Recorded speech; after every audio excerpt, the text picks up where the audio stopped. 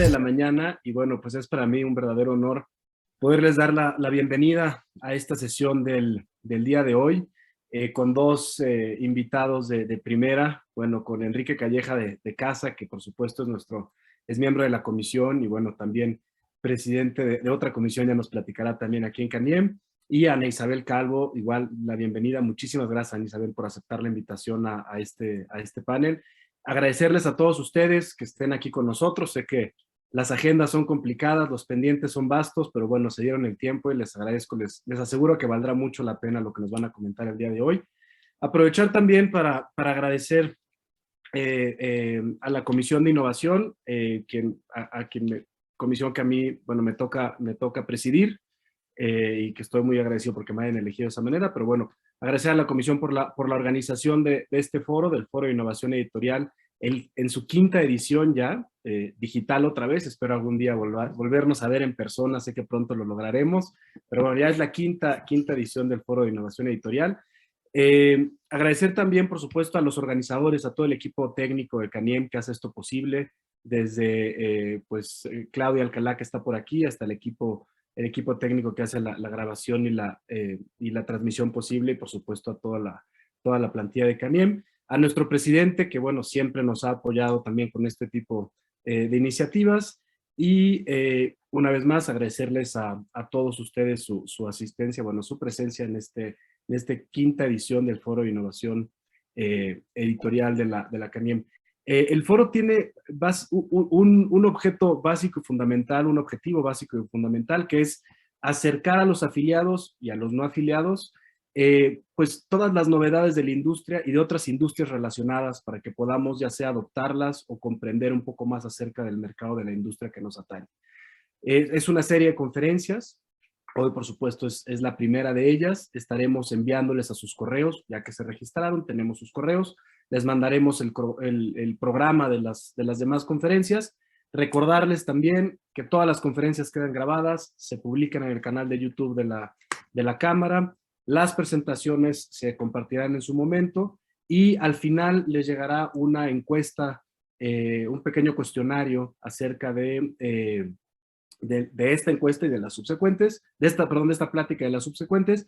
Les agradecemos muchísimo que lo contesten, porque eso es retroalimentación para nosotros, para el año siguiente saber cuáles son sus intereses, cuáles son las necesidades, y poder buscar pues a los mejores panelistas como el día de hoy, y a los mejores temas, y acercarlos a ustedes. Pues una vez más, agradecerles mucho, y bueno, pues tenemos un mensaje de nuestro presidente que ahora nos ayudarán a proyectar. Y bueno, pues muchas gracias. Muy buenos días a todos y a todas. Me da un enorme gusto darles la más cordial bienvenida a nuestro foro de innovación editorial, que en 2022 llega ya a su sexta edición y por tercera vez se organiza 100% en línea. El objetivo del FIE es presentar y promover a los editores herramientas innovadoras o de tecnología, así como conocimiento y nuevos modelos de negocio o gestión para la administración de las editoriales. A lo largo de las 5 ediciones anteriores, el FIE ha generado interés en más de 5,000 personas que han asistido a la versión presencial o se han conectado a la versión online.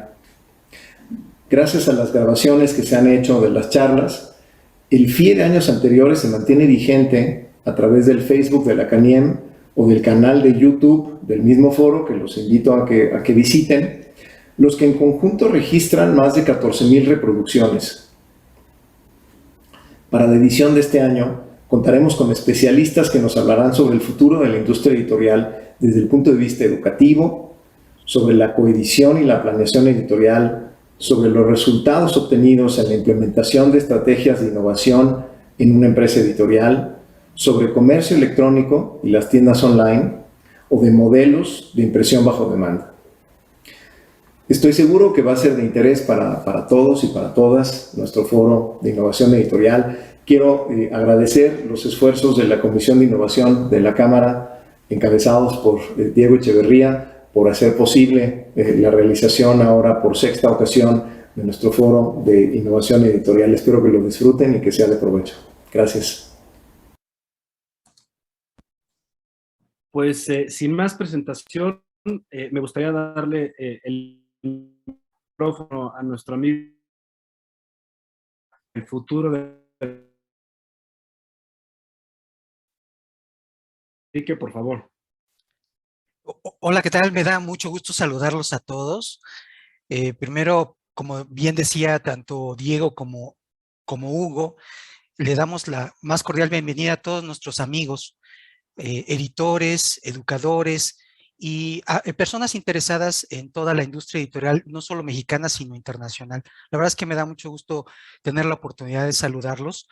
Y hoy particularmente yo estoy muy contento. La verdad estoy feliz porque tengo el gusto de conocer a Ana Isabel Calvo Villalba desde hace ya pues algunos años y he de decirles que es una persona a la cual yo respeto y admiro mucho y que sé que lo que ella sabe y lo que ha hecho es de gran valor, no solo para las instituciones donde ha trabajado, sino para aquellas otras donde nosotros necesitamos ayuda y consejo. Entonces, la verdad, estoy muy contento que me haya permitido, Diego, tomar la palabra unos minutos.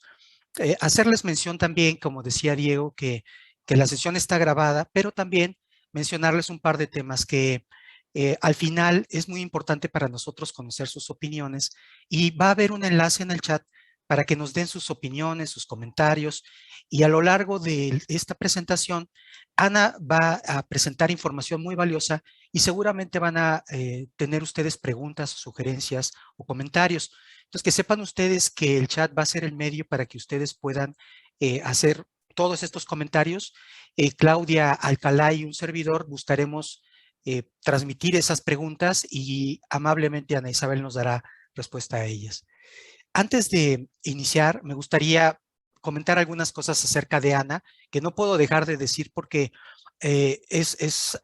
como ustedes lo verán, es una persona realmente muy importante. Bueno, Ana tiene realmente, Ana con más de 20 años de experiencia en el sector EdTech. Ana ha trabajado como jefa de producto digital en Santillana Educación para España y 19 países más.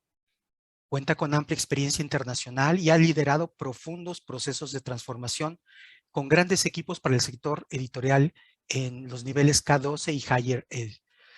Actualmente disfruta trabajando en tecnologías emergentes, definiendo la estrategia digital para ir a los mercados B2B, B2C y colaborando con firmas de contenido digital, empresas de tecnología, escuelas, universidades, unicornios y startups, con el objetivo de mejorar los procesos de aprendizaje y creación de nuevos negocios digitales. Ana tiene mucha experiencia en innovación abierta en EdTech, con más de 3 años trabajando en Barrabés Consulting y con clientes en todo el mundo y para editoriales educativas. También en la transformación y digitalización al liderar a Santillana hacia el entorno digital editorial en cuanto a sus procesos, gestión de contenidos, herramientas de edición digital, desarrollo de producto digital y prototipos de recursos digitales. En la creación de programas digitales innovadores para Telefónica Educación Digital y otros. Además, en formación en competencias digitales para equipos docentes en, por ejemplo, INTEF, el Instituto Nacional de Tecnologías Educativas y de Formación del Profesorado del Gobierno de España. En el CETIF, Centro Territorial de Innovación y Formación, en la Universidad Internacional de Valencia y muchas otras más, y en organismos públicos así como privados. Ha participado en proyectos de inteligencia del aprendizaje como líder y conductora con importantes universidades como ICAI y en el análisis para la Fundación Profuturo. Ha realizado investigación sobre innovación educativa para organizaciones internacionales como la UNESCO, Cognity, EduTech Cluster y otras. Las presentaciones, mesas redondas, conferencias, son parte de su trabajo diario con todo tipo de instituciones del sector educativo, tanto público como privado. Además de los eventos a los que acude para estar al día, para conocer todo lo que ocurre en la educación y en el entorno digital, como BET, como CIMO, como la Feria del Libro de Frankfurt, como World Mobile Congress y otros más. Ella ha realizado asesoramiento senior para consultorías en educación y tecnología como GLG International Consulting, y durante más de 5 años fue profesora en el máster en edición digital de la Universidad Complutense. Actualmente es directora y socia para EMEA, Europa, Oriente Medio y África, y Latinoamérica, en la consultoría EDT and Partners, ubicada en 14 países y con sede en Valencia, junto con un extraordinario equipo de trabajo muy importante en EDT and Partners. Sin más, cedo la palabra a Ana. Bienvenida, Ana. Muchas gracias. La verdad es que no veis lo colorada que me he puesto, Enrique. Agradezco tus palabras. Me parece que es mucho, parece mucho más de lo que realmente hay mucho trabajo detrás, pero desde luego parece que lo has dado mucho brillo, ¿no? Muchísimas gracias a todos por estar aquí. Actualmente, buenos días a todos, buenas tardes desde aquí. Yo actualmente estoy en Holanda, no estoy en España por razones de trabajo, pero la realidad es que es un placer y quería agradecer a Caniem su invitación, especialmente agradecérselo a Enrique Calleja desde la parte de innovación. Y la idea de hoy posiblemente es simplemente traer ingredientes, traer elementos, traer algunas de las cuestiones que vamos viendo a lo largo del mundo, ¿no? Porque afortunadamente tenemos la posibilidad de conocer qué es lo que está ocurriendo en el mundo, pero también sabemos que la educación tiene un gran componente local y muchas veces extrapolar esos componentes tan globales y aterrizarlos en nuestros entornos es complejo y complicado, pero yo creo que sí que es poner en el radar una serie de elementos que puedan servir simplemente para despertar conciencias o despertar algunos con datos o despertar algunas cuestiones que yo creo que son relevantes, que muchos de vosotros posiblemente conoceréis, pero otros a lo mejor no lo tienen tan fresco y yo creo que venimos a ello. Y por supuesto, no me gusta que estar hablando yo sola, ¿no? Sino la posibilidad de que realmente esto se lleve a una conversación en el cual podamos realmente dar un valor a todo este tipo de conferencias que Caniem quiere de alguna forma formalizar a lo largo de este tiempo. Voy a compartir mi pantalla para que todos veáis. Estoy compartiéndola ya, ¿lo estáis viendo? Así es, Ana, la estamos viendo perfectamente.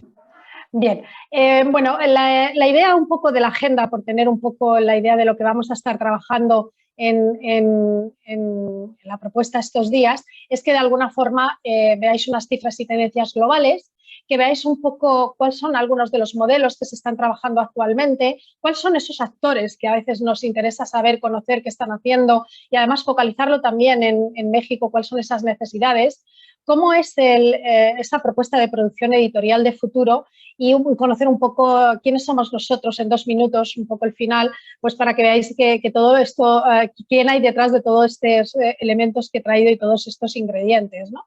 Entonces, vamos a empezar con esas tendencias, ¿no? Y esas cifras globales, ¿no? ¿Qué está ocurriendo realmente en el sector, ¿no? Y aquí a mí me aburre utilizar siempre las mismas cosas e intento de alguna forma tener las cosas muy actualizadas, ¿no? Y precisamente ayer, la semana pasada en el Economist salía unos datos muy interesantes en el cual yo creo que debemos de partir, ¿no? Y debemos de partir de lo que realmente nos interesa. Somos editoriales educativas y somos editoriales donde nos interesa la educación y mejorar la educación en nuestros países, de mejorar la educación a nivel global, ¿no? De reducir esa brecha que existe ahora, ¿no? Y me llamaba la atención 2 cuestiones, ¿no? Primero, cuando yo me hacía foco de qué es lo que había pasado en México, que lo conozco muy, muy de cerca, porque además desafortunadamente estaba en México justo cuando casi cerraron las puertas aquí en España para poder venir. Me encontraba en México cuando mis hijos me decían, mamá, vente que la cosa se está poniendo fatal. Pero en México yo recuerdo que la sensación de lo que estaba pasando en Europa siempre ha venido un poco desde el este hacia el oeste. No éramos conscientes. Yo llevaba allí unos 10 días y realmente no estábamos siendo conscientes de lo que estaba pasando en Europa, lo que estaba pasando en Asia y realmente en el entorno de Latinoamérica, lo que estaba pasando en Europa, ¿no? Y eran mis hijos los que decían, mamá, vente que esto se está poniendo muy feo, que hay problemas y hay problemas muy serios, ¿no? Y cuando realmente ojalá pudiéramos hablar de periodo postpandémico, que todavía no podemos hablar, pero sí ya tenemos muchísimos datos sobre elementos que yo creo que son importantes para traer. Hemos visto que, concretamente en México, en toda el área de Latinoamérica, posiblemente si vemos este primer ejercicio de la izquierda.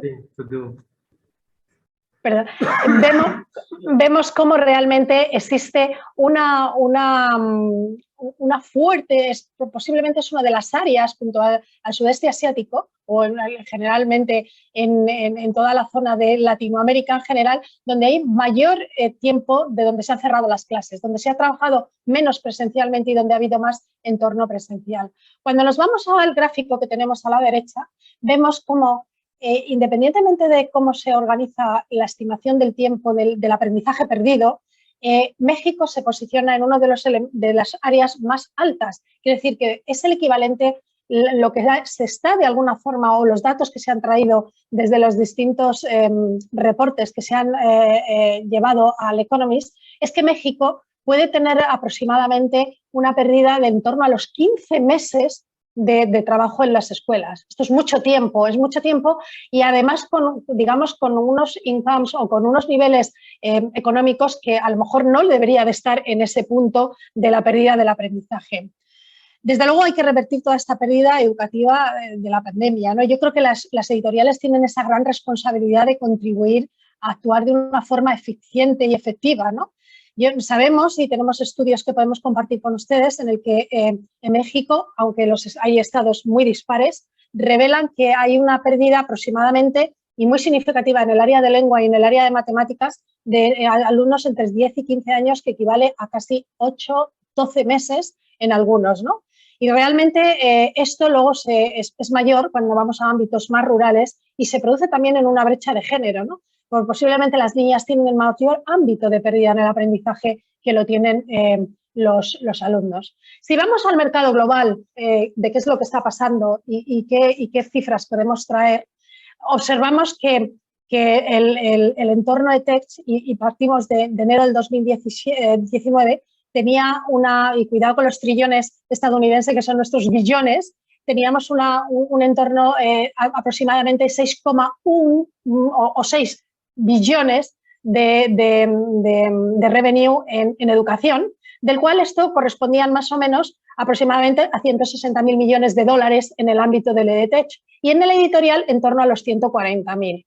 Cuando nosotros nos vamos a 2025 y vemos cómo va a crecer esto en el ámbito, en los distintos ámbitos, en el concepto global vemos que tenemos un 7.5, hay un cambio sustancial. En el ámbito EdTech casi se duplica, estamos en los 400.000 millones de dólares, y en el ámbito editorial los datos que nosotros vamos viendo nos asustan un poco, pero van muy alineados con los que encontramos en el 2020. Entonces, eso nos hace un poco decir, cuidado, ¿qué tenemos que hacer? ¿Qué tenemos que mejorar? Y cómo tenemos de alguna forma que establecer que el crecimiento, si crece la educación, las editoriales educativas deberían de tener este crecimiento. Sin embargo, la realidad es que tenemos, y luego iremos viendo cómo ha ido afectando todo esto al ámbito de México, cómo las editoriales se han visto muy afectadas por el crecimiento de las ventas, ¿no? Y esto es a nivel mundial, ¿no? Y ya no solo por el COVID, yo creo que ya llevamos arrastrando muchos elementos como el uso de la segunda mano, la nueva experiencia que se va adquiriendo dentro del mundo del aprendizaje y, por tanto, todo esto lleva a caídas de ingresos, ¿no? Mirando a Estados Unidos, que suele ser un poco el referente que México, yo sé que lo tenéis y lo hablábamos justo antes de esta reunión, ¿no? Si vemos los 5 primeros meses del 2020, los ingresos de materiales, y aquí me voy a lo mejor hacia el ámbito universitario, disminuyeron casi un 10%, del 16,8 millones frente al 18,7 que tenían en 2019, ¿no? Pero no solo pasa en el ámbito universitario, también pasa en segmentos como en el K12 en edades más tempranas, ¿no? En el cual pues hay una enorme caída que sustenta casi el 30% de las pérdidas de estos ingresos, ¿no? Y yo creo que aquí lo que tenemos que hacer es reflexionar y decir, las editoriales ya no solo es una cuestión de COVID, ¿no? Es que han comenzado a darse cuenta que el comportamiento de los estudiantes está cambiando y que requieren otro tipo de materiales, otro tipo de servicios, otro tipo de elementos, ¿no? Cuando nos vamos un poco más a traer nombres concretos, y aquí me fijo en el International Publishing Industry, que estos datos son de octubre del 2021, todavía no tienen los datos del 2022, vemos que las editoriales están sufriendo en general. Luego veremos lo que pasa en México con los datos que tenemos de qué es lo que está ocurriendo, pero la realidad es que están sufriendo en la parte de desarrollo de negocio, les cuesta muchísimo. Hay cambios de propiedad, hay reestructuraciones, hay adquisiciones y lo que comento aquí, también hay incluso fusiones fallidas, como ocurrió como el caso de Cengage y McGraw-Hill, ¿no? Es verdad que si vemos esta lista tenemos que profundizar, ¿no? Cornell Sen, la verdad es que si vemos la línea vemos que se mantienen, Scholastic vemos que tiene pérdidas. En el caso de Santillana vemos unas pérdidas muy grandes, pero hay que saber que Santillana realmente vendió la parte de España a Sanoma y por eso vemos este cambio que me parecía interesante ver cómo Santillana hay una reducción de ese revenue, pero Sanoma lo gana por la incorporación de España a Santillana a Sanoma. Como CLED, que CLED yo creo que tiene unas peculiaridades muy interesantes de ver y es cuando empezamos a examinar. CLED, aparte de tener materiales de libro de texto tradicionales y híbridos, porque lo que tiene es un aprendizaje interactivo muy potente. El grupo CLED lo que es un proveedor de servicios educativos y con esto de la pandemia realmente le ha ayudado a crecer. Yo creo que hay este crecimiento que experimenta, ¿no? Y luego, como algunas otras editoriales como Cengage o McGraw-Hill o incluso Pearson, que no deja de ser, y aquí Pearson me centro solo en la parte educativa, no Pearson como grupo total, pues pueda tener unas grandes pérdidas que ha tenido recientemente en los últimos años en la parte especialmente del libro de texto, ¿no? Aquí me gustaría hacer una reflexión cuando yo he estado trabajando los números que aparecían en Canien y eso, y no lo sé, o sea, soy abierta a comentaros que no lo sé. Cuando yo estudio lo que pasa en España, tenemos una asociación que se llama NELE, que es la asociación que está solo agrupando aquellas editoriales educativas solo y exclusivamente, que aborda a las más grandes y a las más relevantes, casi es el 85% de las editoriales educativas que hay en España, da este tipo de datos, ¿no? Y además he cogido los datos que han hecho del último estudio, del 2021, que dice que los últimos títulos que se han editado son 32.936 títulos de papel y en formato digital hay 25.805. Y en este último proyecto que da los datos, lo que no me indica realmente es cuál es el revenue que han tenido estas editoriales. Por eso me tengo que ir al año 2019 y 2020 para ver qué revenue tienen, ¿no?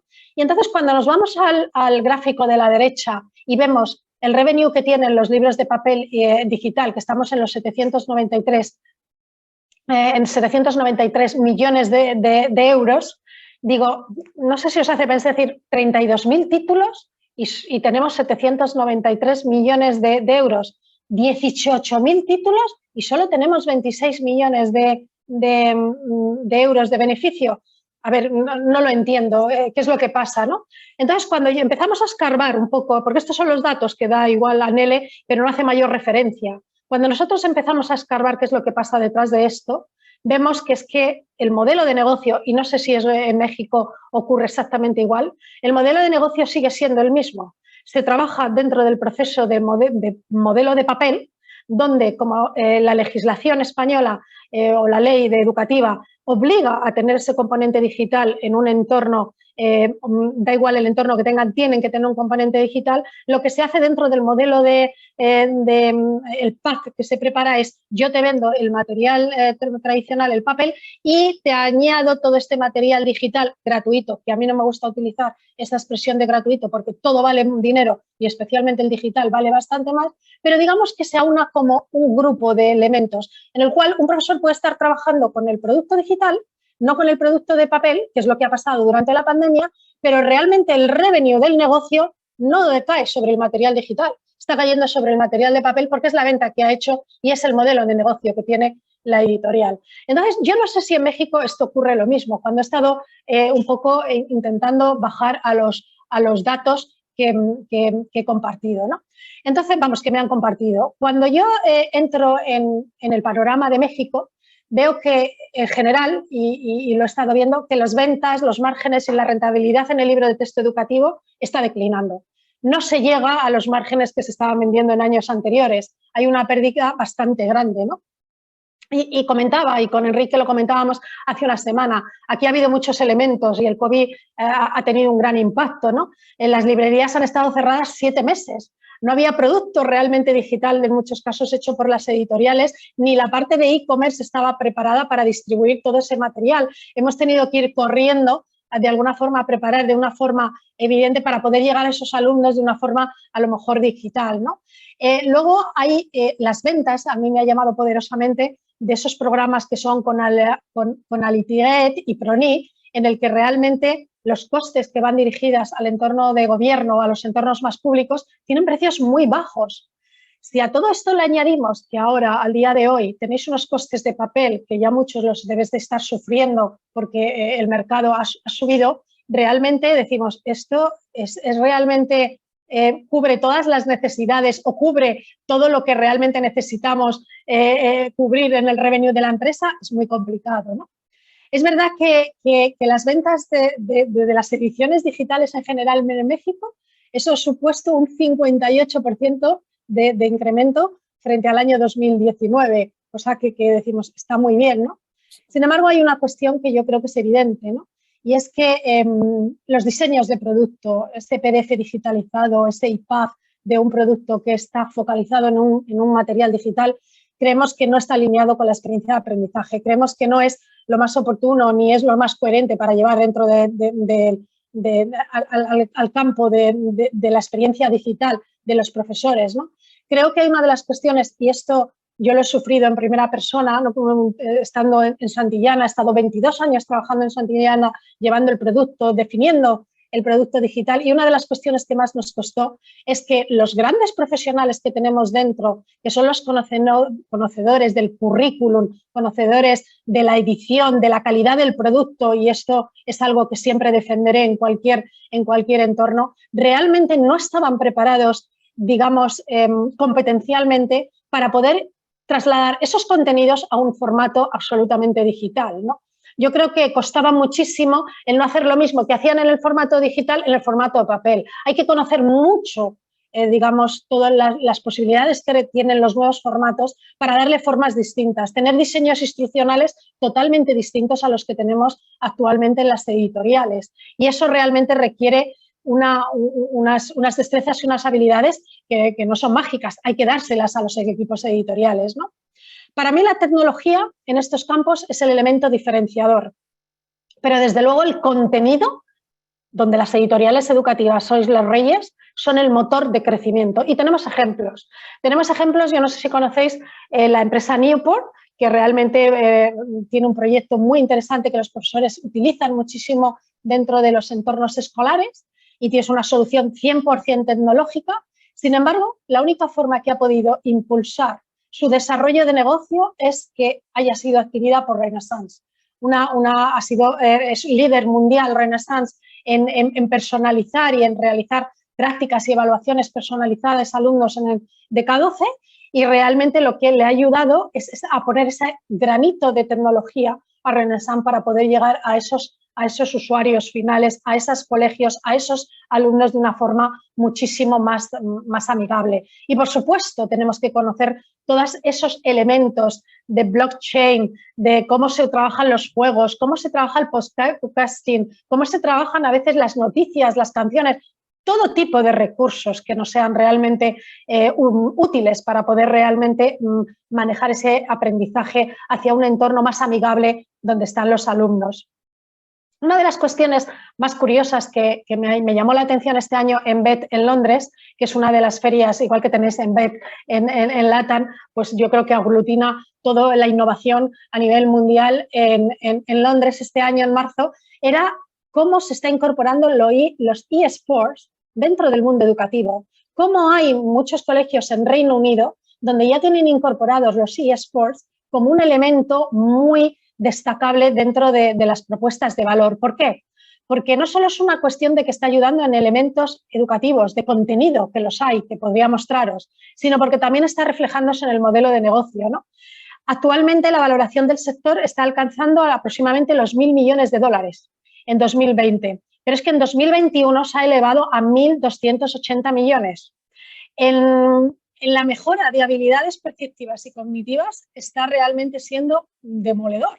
Entonces, no nos tenemos que cerrar a ninguna de las cuestiones tecnológicas. Lo que tenemos que a lo mejor es saber implementarlas dentro de una propuesta de valor dentro de la editorial. Y esto es por llevarlo a lo mejor a elementos de lo que se está haciendo, ¿no? Y que tengáis ese foco, ¿no? Una de las cuestiones que también yo creo que dentro del panorama de México dicen hay fuertes diferencias en función de los estados, pero alrededor del 55% de los docentes solicitan entrar siempre con el libro de texto impreso. O sea, hay cierta, yo creo, obstáculo, ¿no?, a poder entrar otros elementos que no sea ese libro tradicional. Yo, sinceramente, no me lo creo. No me lo creo porque doy muchas clases a docentes en el cual la tecnología la tienen mucho miedo. Yo creo que el problema es ponerles fácil el entorno donde vamos a ir o sea, bajar la fricción y la facilidad de adopción de esa tecnología. Casi todas las iniciativas de tecnología EdTech que triunfan en el mundo, y vamos a ver qué números se están moviendo, digamos, han nacido en los últimos 5 años. Se caracterizan principalmente por fomentar un uso de plataformas o soluciones que son muy fáciles, generalmente gratuitas, que entran muy bien dentro del mundo del profesorado. ¿Cuántos colegios no conocemos que están utilizando herramientas gratuitas que hay en el mercado? Muchísimas. ¿Y están poniendo pegas para utilizarlo? Pues no. Pero lo que yo creo que es importante es que debemos de incorporar todo este tipo de tecnología de una forma sencilla y además con unos componentes curiosos. Normalmente los equipos dentro de los editoriales, los equipos comerciales son muy grandes, pero hay un gran cambio, se está produciendo un gran cambio. Los equipos de venta realmente se están convirtiendo en equipos de coaching educativo, de saber, de llevar experiencias a los centros, no a vender los productos, sino a saber cómo deben de llevar, digamos, unas propuestas de valor de las propias editoriales, ¿no? Entonces, la venta cada vez, y de hecho de todas las EdTechs que vamos a ver, el volumen de venta que tienen, realmente no hay una venta humana, la venta se produce dentro de un ecosistema digital, lo cual evidencia que el valor es importante y lo cual evidencia que a lo mejor tenemos que cambiar todas estas estructuras dentro de las editoriales, ¿no? La verdad es que se necesita, yo creo, una reestructuración muy grande y además hemos hecho comparaciones de un montón de empresas EdTech, cómo se estructuran internamente y cómo se estructura una editorial, ¿no? Y hemos hecho datos comparativos, ¿no? Ya no solo es una cuestión de modelo de negocio, ¿no? Ya no nos vale ese PDF o ese IPAF digitalizarlo. Eso no es, para nosotros eso no es entrar en una transformación digital, no, porque hay que cambiar también ese modelo de negocio, ¿no? ¿Cuál es ese modelo de negocio? Yo creo que uno de los modelos, aunque veremos cómo hay muchos más modelos, es el modelo de suscripción, ¿no? Y ha permitido a muchas editoriales, de alguna forma, que los estudiantes reduzcan los costes que tienen en la compra de material educativo y, sin embargo, darles unas experiencias más disruptivas y darles una entrega de material con mucho más valor que el que pueda ser un libro de texto y teniendo unos costes más bajos. Y esto sí que se produce un revenue o se produce un aumento de los ingresos en las editoriales. Lo tenemos ahí y lo vamos a ver, ¿no?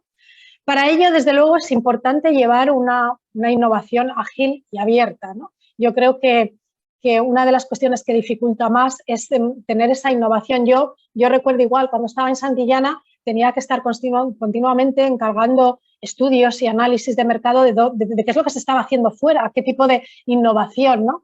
Yo creo que ahora hay distintas soluciones, o se hace esa innovación dentro de la empresa, trayendo talento a la empresa y viendo qué otros elementos, o se toma conciencia de que hay que desarrollar una serie de entornos o adquisiciones con empresas que nos vayan a traer todo ese know-how que tienen dentro de la parte de tech, ¿no?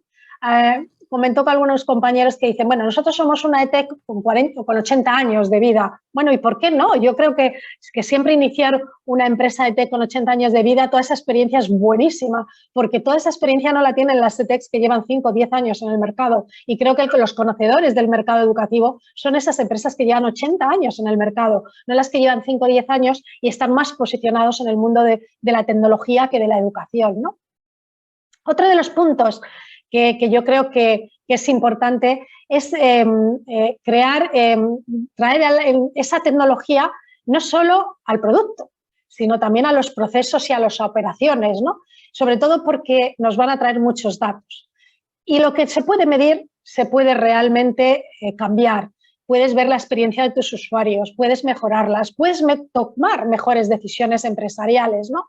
Y además toda esa tecnología integrada tiene que tener una fuerte interoperabilidad, tiene que tener muchos estándares para que las soluciones puedan integrarse dentro de nuestros entornos.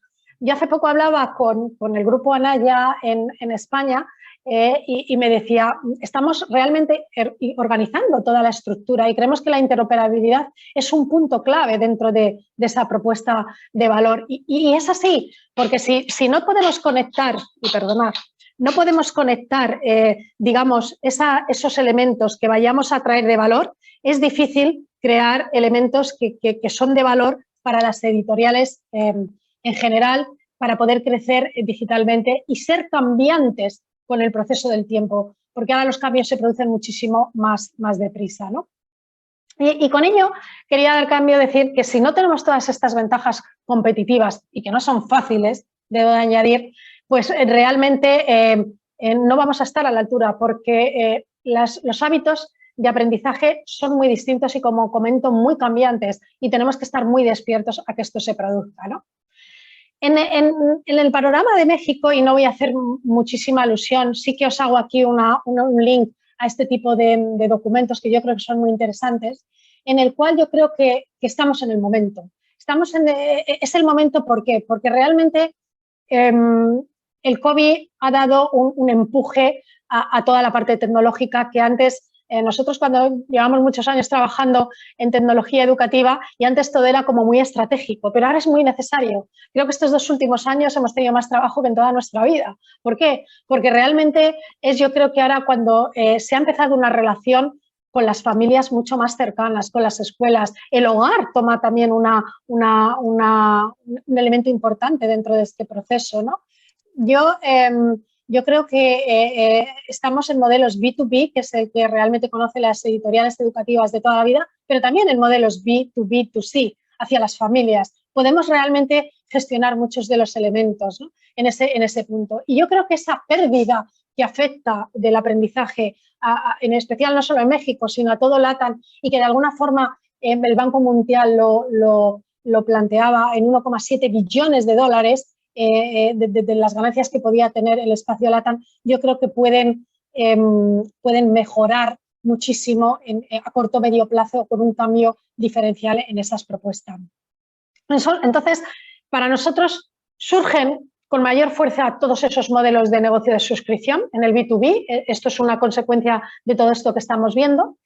En LATAM se empiezan a focalizar mucho en determinadas áreas con mucho mayor interés. Es el tema de literacy, es el tema de matemáticas, es el tema de STEM como un elemento muy importante a destacar en habilidades y en competencias.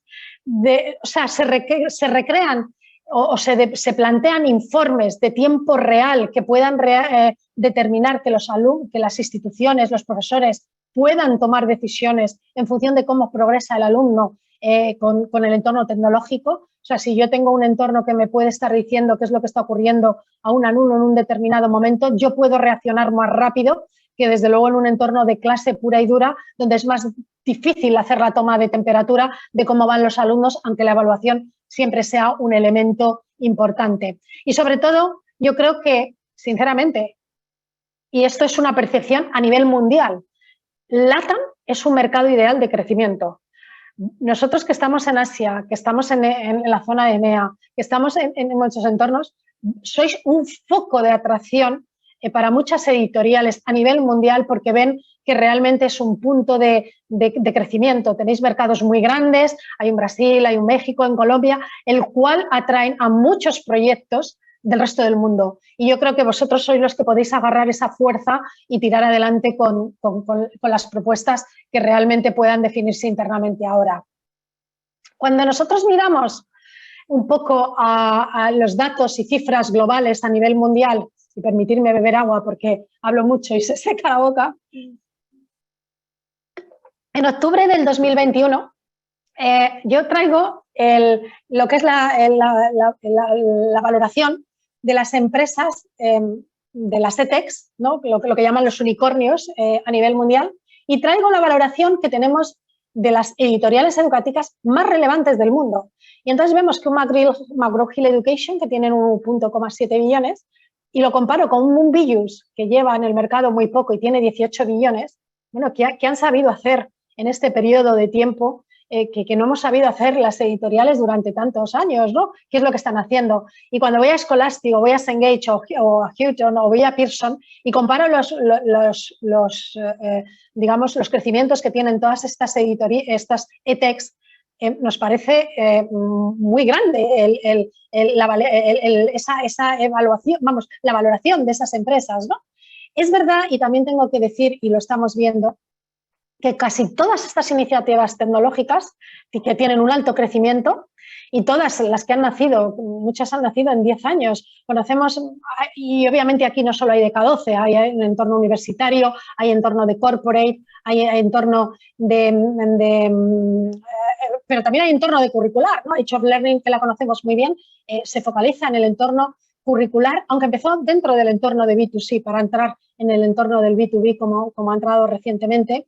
La verdad es que entran muy poco a poco, no tienen grandes entornos porque trabajan a nivel mundial, no tienen esos equipos que van a vender a las instituciones educativas o a las familias.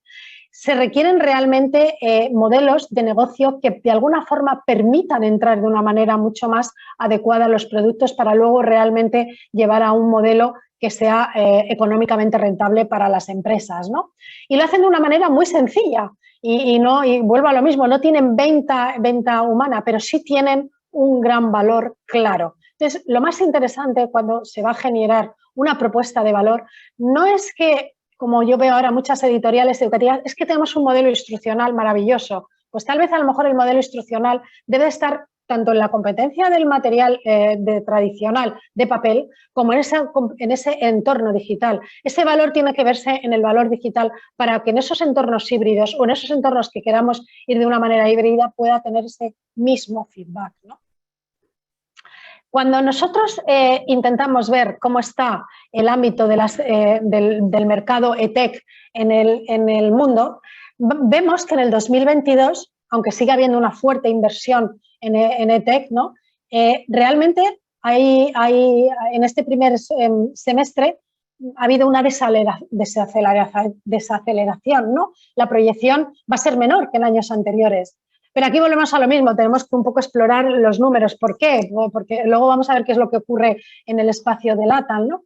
Porque principalmente antes teníamos a un actor muy importante que tenía un foco muy importante en educación y tecnología y era China. Y China, por las circunstancias políticas que yo creo que todos conocemos y ese cierre de puertas y ese bloqueo geopolítico que han hecho al mundo de las EdTech, especialmente muchas procedentes de Estados Unidos y otros entornos, ha hecho que prácticamente desapareciera, como veis, desde el 2021 al 2022, China prácticamente desaparece de todo ese mundo EdTech y entonces eso ha tenido una pérdida muy grande, porque cuando nosotros vamos a esa valoración, y cuidado con todas estas EdTechs, que vuelvo a lo mismo que decía, a veces cuando yo veo proyectos como Coursera, que tenían una valoración muy grande y han sufrido mucho con China, o un Udemy, que recaudó alrededor más o menos de 3.000 millones de dólares en octubre, y vemos lo que ha pasado con China, muchas de estas empresas también son muy fáciles, son hay mucho peligro, porque en muchas de ellas, como ha ocurrido en Coursera o en Udemy, ha habido los precios de las acciones de estas compañías se han visto reducidas casi al 50%. O sea, que también están en mercados que son muy vulnerables y también hay que tenerlo en cuenta y traerlo sobre la mesa, ¿no? Cuando nos vamos al entorno del EdTech del espacio de LATAM, vemos que yo creo que se refleja en todos los ámbitos de la educación. Se refleja en el ámbito curricular, de primaria y secundaria, se refleja en el ámbito de K12, se refleja en la parte de universitaria y se refleja en la parte de corporate. Yo creo que hay un salto cuantitativo y cualitativo muy grande, ¿no? Hay más de 1.500 empresas EdTech en Latinoamérica. Hay más de 1.000 millones de dólares en capital riesgo. Está creando más de 4.500 empleos dentro del entorno y las rondas de inversión superan los 500 millones, son muy altas, ¿no? Entonces, realmente esto está siendo un motor de crecimiento en todo LATAM, ¿no? Y yo creo que posiblemente en el entorno de México repercute de una manera igual, ¿no? Y lo comentábamos justo antes de empezar esta reunión, ¿no? Los números de usuarios de dispositivos en México es de 150 millones, de los cuales hay un 58% de estos que se dedican exclusivamente a fines escolares. O sea, estamos hablando de un número muy alto, ¿no? Y México yo creo que se está valiendo de todo ese entorno de tecnología para tener un ecosistema bastante sólido de tech, ¿no? Hay más de 150 startups ya en un entorno maduro, podemos decir, que tienen más de 80 millones de dólares de inversión, ¿no? Hombre, si lo comparamos con algunos países como Brasil, que tienen un 60% de esas cantidades que vivíamos antes y tiene casi 886 startups, hay una gran diferencia. Pero yo creo que hay un gran movimiento. Y en ese sentido, yo creo que todo este tipo de adaptación tecnológica, sabemos que México pues, ha tenido proyectos como Punto México Conectado, el proyecto de Sé Genial en Internet, la nueva escuela mexicana, que en muchos casos no ha sido de éxito, pero yo creo que el ecosistema EdTech sigue de alguna forma y desde el propio gobierno impulsándolo, ¿no? El proyecto de Sé Genial en Internet, yo sé que está programado y creado por la Secretaría de Educación Pública, ha sido incentivar todos esos nuevos hábitos, especialmente en los entornos de K12, ¿no? Y luego la nueva escuela mexicana, yo creo que ha establecido entornos, especialmente desde preescolar hasta secundaria, que lo que ha incentivado es esa capacitación docente hacia los profesores, que ha ayudado mucho a que este entorno de TEC también crezca. O sea, se puede crecer desde distintos entornos, ¿no? A mí me gustaría muchas veces traer lecciones aprendidas de otros ámbitos, ¿no? De otros ámbitos que han visto cómo cambiaba el sector, cómo realmente un sector a lo mejor del juguete manipulado, cómo se llega ahora a que los alumnos, a los chavales, cómo los tenemos delante de una pantalla y cómo se ha ido focalizando todos esos cambios dentro de otras empresas que han sufrido, ¿no? A mí me encanta las lecciones aprendidas de Lego, ¿no? Yo creo que Lego, que es una empresa que en 2004 estaba al borde de la quiebra, ¿no? Que tenía más de 3.000 millones de pérdida, que no es poco, que son números grandes, hay un salto cuantitativo y cualitativo importante cuando en el 2015 fueron nominados por Forbes como una de las empresas más poderosas del mundo. Estamos hablando de 10 años, 11 años, ¿no? ¿Qué es lo que ocurre en todo este periodo, ¿no? A mí me gusta muchas veces decir que a veces las ideas vienen del talento de las personas y de lo que se incorpora dentro de las empresas, ¿no? En 2011, el CEO Jörgen Birn de Snortut, que no creo que la pronunciación no será muy buena, él crea dos líneas de trabajo, ¿no? Una que se llama, a través de ese espacio de Open Innovation, crea dos líneas, ¿no? Una que se llama Create It and Share y otra que se llama Lego Ideas, ¿no? Create It and Share simplemente ha permitido a los miembros de la comunidad compartir diseños e imágenes. O sea, realmente lo que ha establecido es un entorno absolutamente colaborativo para trabajar de una forma a todos los que realmente les gusta el mundo Lego, ¿no?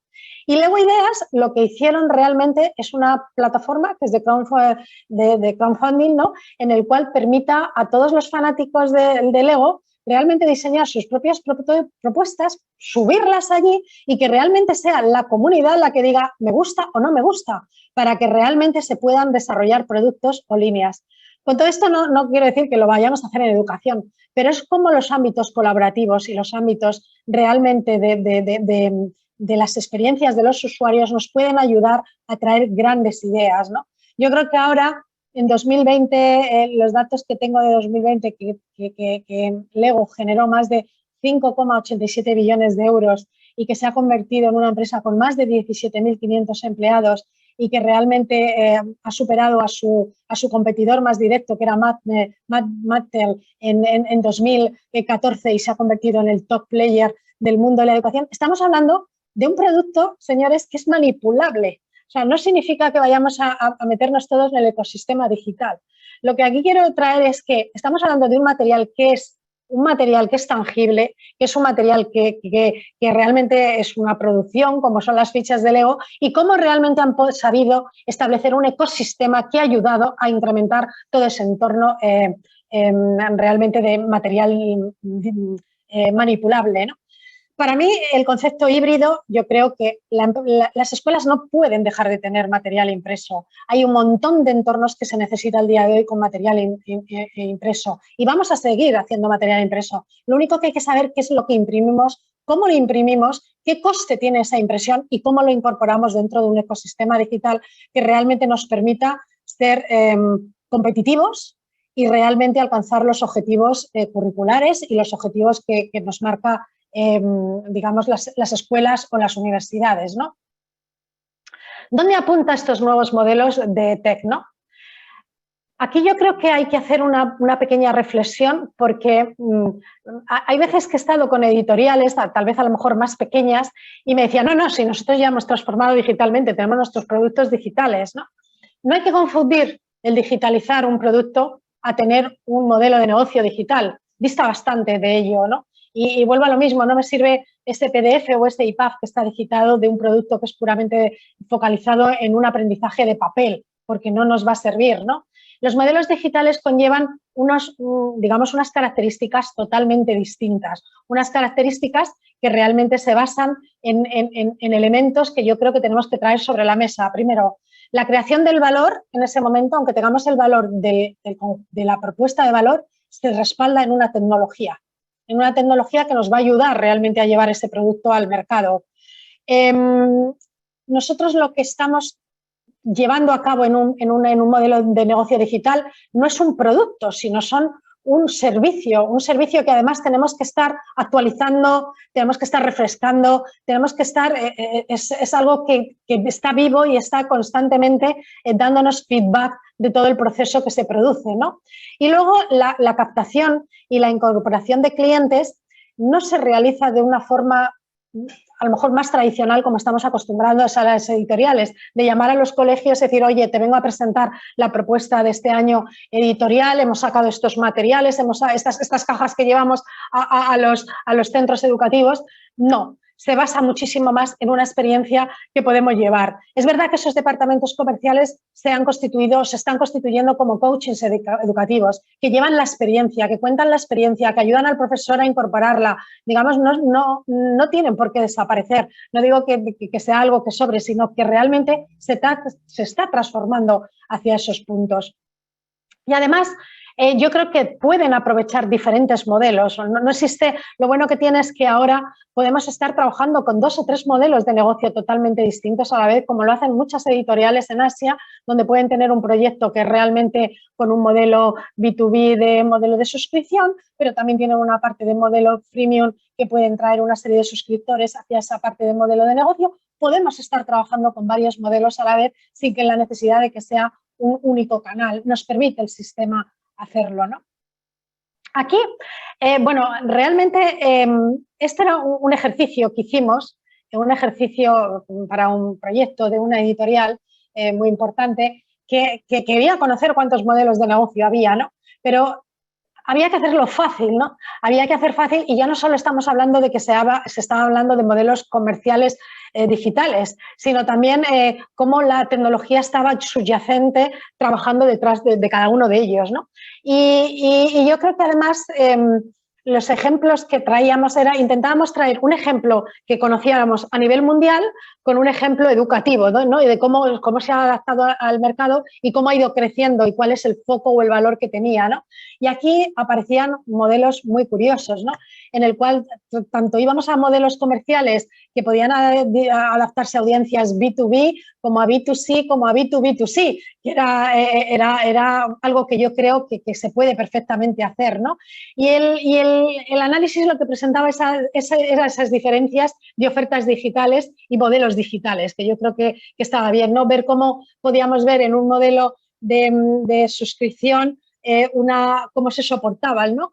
Por ejemplo, el tema de Kahoot con Google, ¿no? Por poner un ejemplo el primero, y no voy a entrar en los 10 que se pueden perfectamente trabajar en ellos, ¿no? Veíamos como un modelo de negocio determinado, como era el de Google, ¿no? Que está basado en el usuario, ¿no? En convertirse en un sujeto para impactar, que tiene una publicidad totalmente segmentada, cómo realmente Kahoot había utilizado toda esa experiencia para atraer a miles de profesores a empezar a trabajar en ese entorno, ¿no? Entonces yo creo que es muy interesante estudiar esos modelos, porque muchas veces podemos establecer en nuestros nichos particulares modelos que se adaptan mejor a las necesidades de esos clientes, ¿no?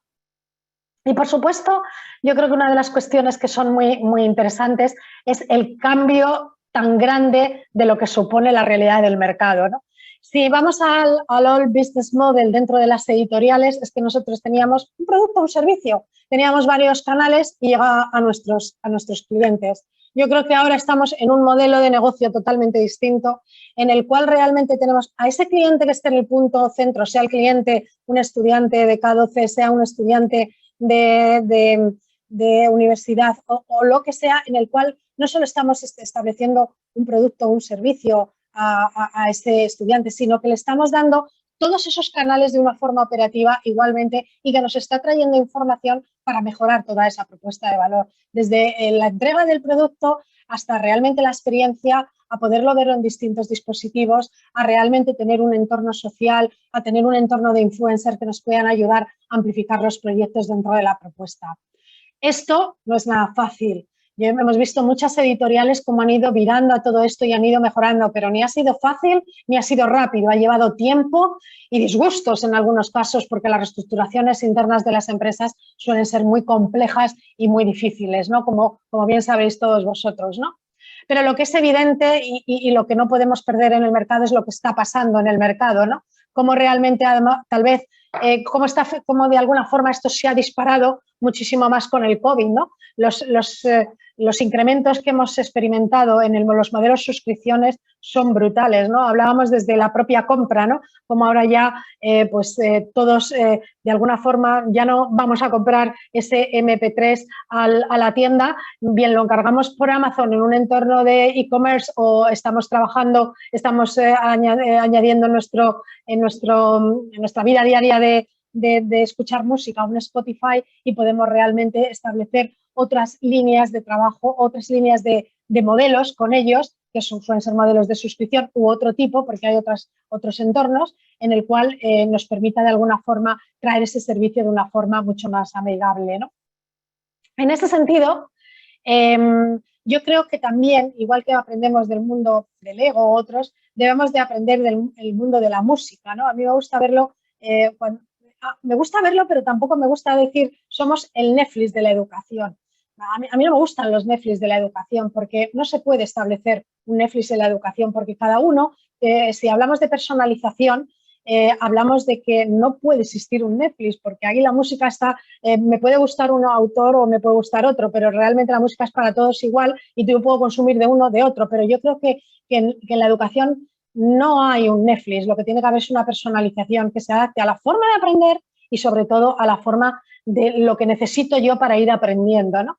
Pero aprendiendo un poco en esta parte de esos modelos de suscripción, de lo que han hecho otros sectores que yo creo que podemos aprender, vemos cómo ha ido todo el componente global de la música, ¿no? Cómo actualmente estamos en esos modelos de suscripción, aunque sigue habiendo una parte física, porque en muchos casos tiene que existir esa parte física, pero cómo realmente con toda la parte de streaming y sobre todo incorporando elementos disruptivos que han hecho que este cambio se produzca, porque posiblemente si no hubiéramos tenido los teléfonos móviles, si no hubiéramos tenido ese entorno social de medios, si no hubiéramos tenido esta economía de servicios que nos ha permitido desarrollar, esto hubiera sido muy difícil. Entonces el contexto también que teníamos alrededor nos ha permitido todos estos cambios, ¿no? Vamos a ver estos cambios de modelo de suscripción en la realidad de editoriales educativas, ¿no? Y cómo se están produciendo, ¿no? Yo creo que, y además debo de admitir que esto lo estamos viendo inicialmente en el entorno de educación superior, pero que cada vez la línea entre la educación superior y el K12 es más, se diluye mucho más y es una forma que realmente estoy segura de que a corto o medio plazo lo vamos a ver en otros entornos y ya lo vemos en algunos entornos de algunos países, ¿no? Cengage en 2018, que no estamos hablando ya de pospandémico, o sea, estamos hablando de un entorno antes, lanza su primer modelo de suscripción, ¿no? Y realmente yo creo que, aunque ahora veremos en qué consistía ese modelo de suscripción, para mí lo más interesante es que Cengage no deja de ser una empresa norteamericana, focalizada mucho en la pedagogía y la didáctica, ¿no? Con sus contenidos, con su tecnología, con sus servicios para la educación superior, K12, profesional, digamos que abarca todos los campos, ¿no? Ellos operan en más de 30 países y tienen un revenue de 1,5 billones, o sea, no es poco, ¿no? Y como decíamos, las editoriales se han dado cuenta de cómo está cambiando ese comportamiento de los estudiantes. Entonces, ¿qué vieron dentro de la educación superior inicialmente? Pues vieron que los libros, llegaba un momento que cogían libros, se vendían y la segunda mano era brutal. Se alquilaban los libros. Existen plataformas, como bien sabéis, que se están alquilando los libros por periodos de tiempo y eso es el modelo de negocio de estas plataformas, ¿no? Hay un cambio en que los estudiantes también desean tener un material didáctico que esté muy actualizado, que sea fresco, muy establecido con el mundo de la empresa. No podemos tener manuales que tengan elementos que suenen a no fresco, no podamos actualizarlos. Ellos necesitan todo este tipo de materiales para realmente entender o ver o posicionarse dentro de lo que está ocurriendo en ese proceso de aprendizaje que tienen en las universidades. Por tanto, tiene que estar periódicamente actualizándose y desde luego, reflejar todos los desarrollos recientes que aparecen en el mundo del campo académico, ¿no? Entonces, como en 2018, y esto lo han ido perfilando en 2019 y 2020, realmente ellos deciden establecer Cengage ilimitado. Lo que hacen es llevar alquiler de libros, de 4 libros de texto impresos a un precio fijo de suscripción y luego acceso a los recursos o a los materiales sin conexión, que puedan tener incluso sin conexión a Internet, ¿no? Y focalizan en lo que vale 4 meses, 12 meses, 24 meses. Obviamente, esto suponía un ahorro muy importante para los estudiantes, porque de media un alumno en 24 meses podía tener hasta $700 de gasto y esto lo que hacía era una reducción de gastos teniendo 24 meses casi a un tercio de lo que estaba pagando en condiciones de tener un material impreso, ¿no? Y además, no solo, digamos, Cengage Ilimitado no estaba dentro de su plataforma, sino que también establecieron la posibilidad de que se pudiera amplificar desde Amazon. ¿Por qué no? ¿Por qué no vamos a tener toda esta propuesta de valor? Y yo creo que lo interesante de Cengage, y ahora veremos otro ejemplo, es que realmente los ingresos digitales actualmente representan el 68%. En 2020 hubo un incremento en el negocio impulsado especialmente por Cengage Unlimited que ha crecido más del 40%. Y es esto en lo que nos tenemos que fijar. Yo creo que tenemos que ver esos cambios como un elemento realmente importante de cambio, ¿no?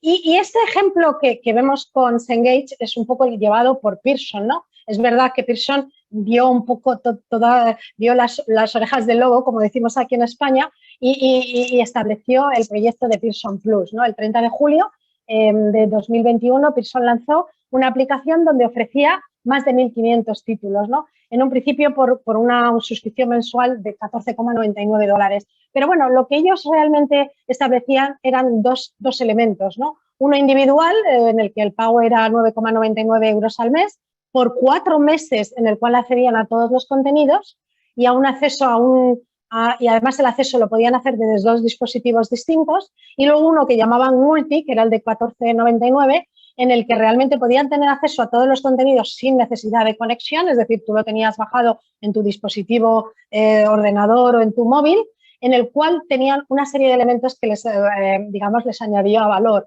Una serie de herramientas como era añadir notas, la posibilidad de subrayar, de extraer contenidos, de organizar el contenido como ellos de alguna forma queriendo, es decir, dándole un valor mayor al propio valor que podía tener simplemente a lo mejor en un manual que es físico, ¿no? Reducir de costes y que además pudieran traer información directamente digital para establecer en sus líneas de trabajo, ¿no?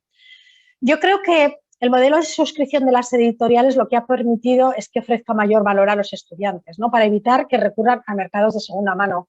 Que ha intentado decir, bueno, si la segunda mano es un problema para nosotros, vamos a intentar que esto no lo sea. Y es una forma, yo creo, muy inteligente de quitar todo ello. Pero además lo que ha permitido es realmente mejorar la experiencia de esos alumnos, de tener una recopilación de datos muchísimo mayor, tener acceso a mucho más contenidos de los que a lo mejor tienen si se compran un manual y, sobre todo, a tener una información a tiempo real de lo que necesitan. En un momento dado necesitan un tipo de material, si tienen acceso a los materiales puedan ir directamente a esos materiales. Y yo creo que esto es una experiencia muy positiva para ellos y una buena selección por parte de las distintas editoriales a manejar estos elementos.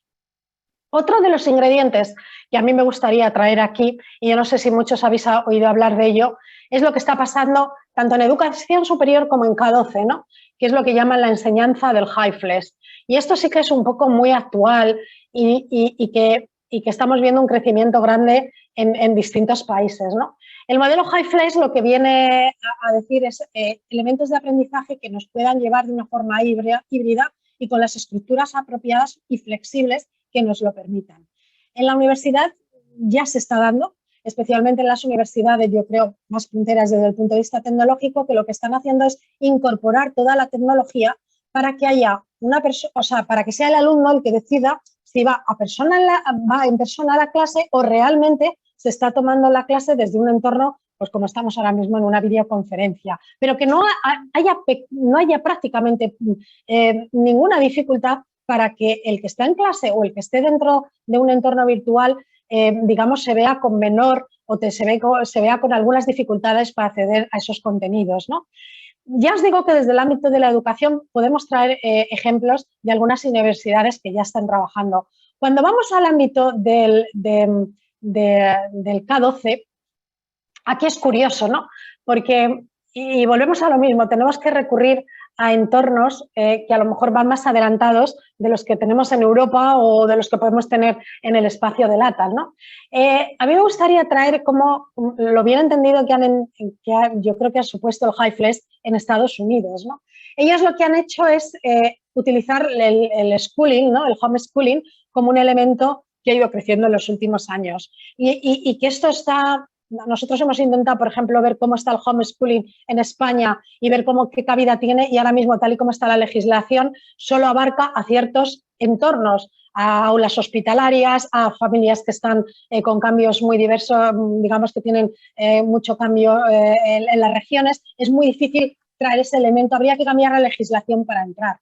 Y lo que se está planteando y se está haciendo desde el ámbito editorial, que es donde tienen los contenidos, es hacer esa transformación hacia el ámbito del homeschooling. Es poner todo al servicio de las familias para que los alumnos puedan estar trabajando desde casa. Esto, a mí, cuando empezaba a leer cuestiones sobre esto, decía, la socialización, vamos a volver a los niños a estar delante de la pantalla 10 horas, 8 horas, no 6 horas, me parece grotesco, pero no.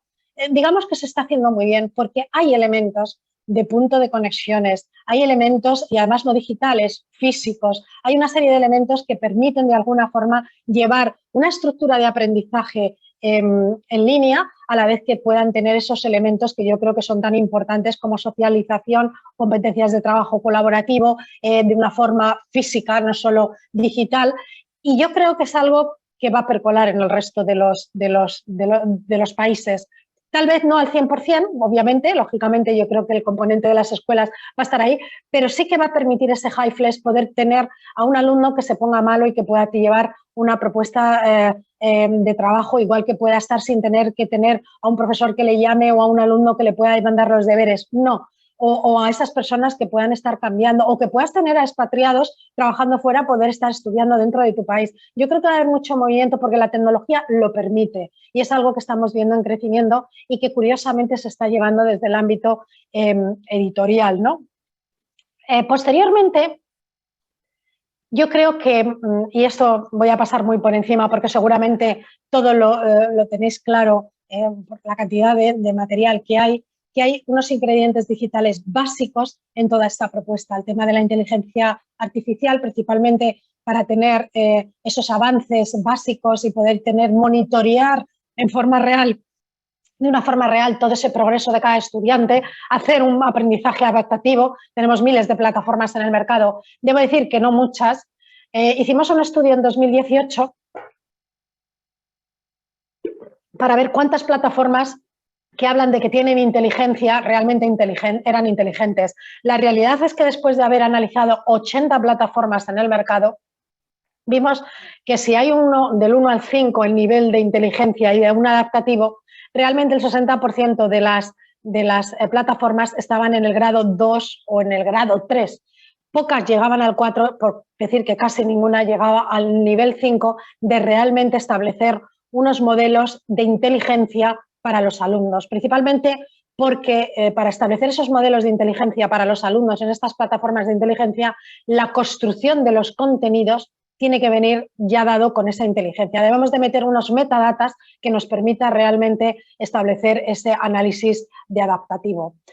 Obviamente, lo que os comentaba, tenemos que establecer elementos de e-learning que nos puedan manejar de una forma síncrona o asíncrona todo el proceso de aprendizaje, nuevos formatos. Estábamos hablando de los eSports, estamos hablando de los vídeos, de la realidad virtual, de la realidad aumentada, principalmente para promover todo un aprendizaje de inmersión.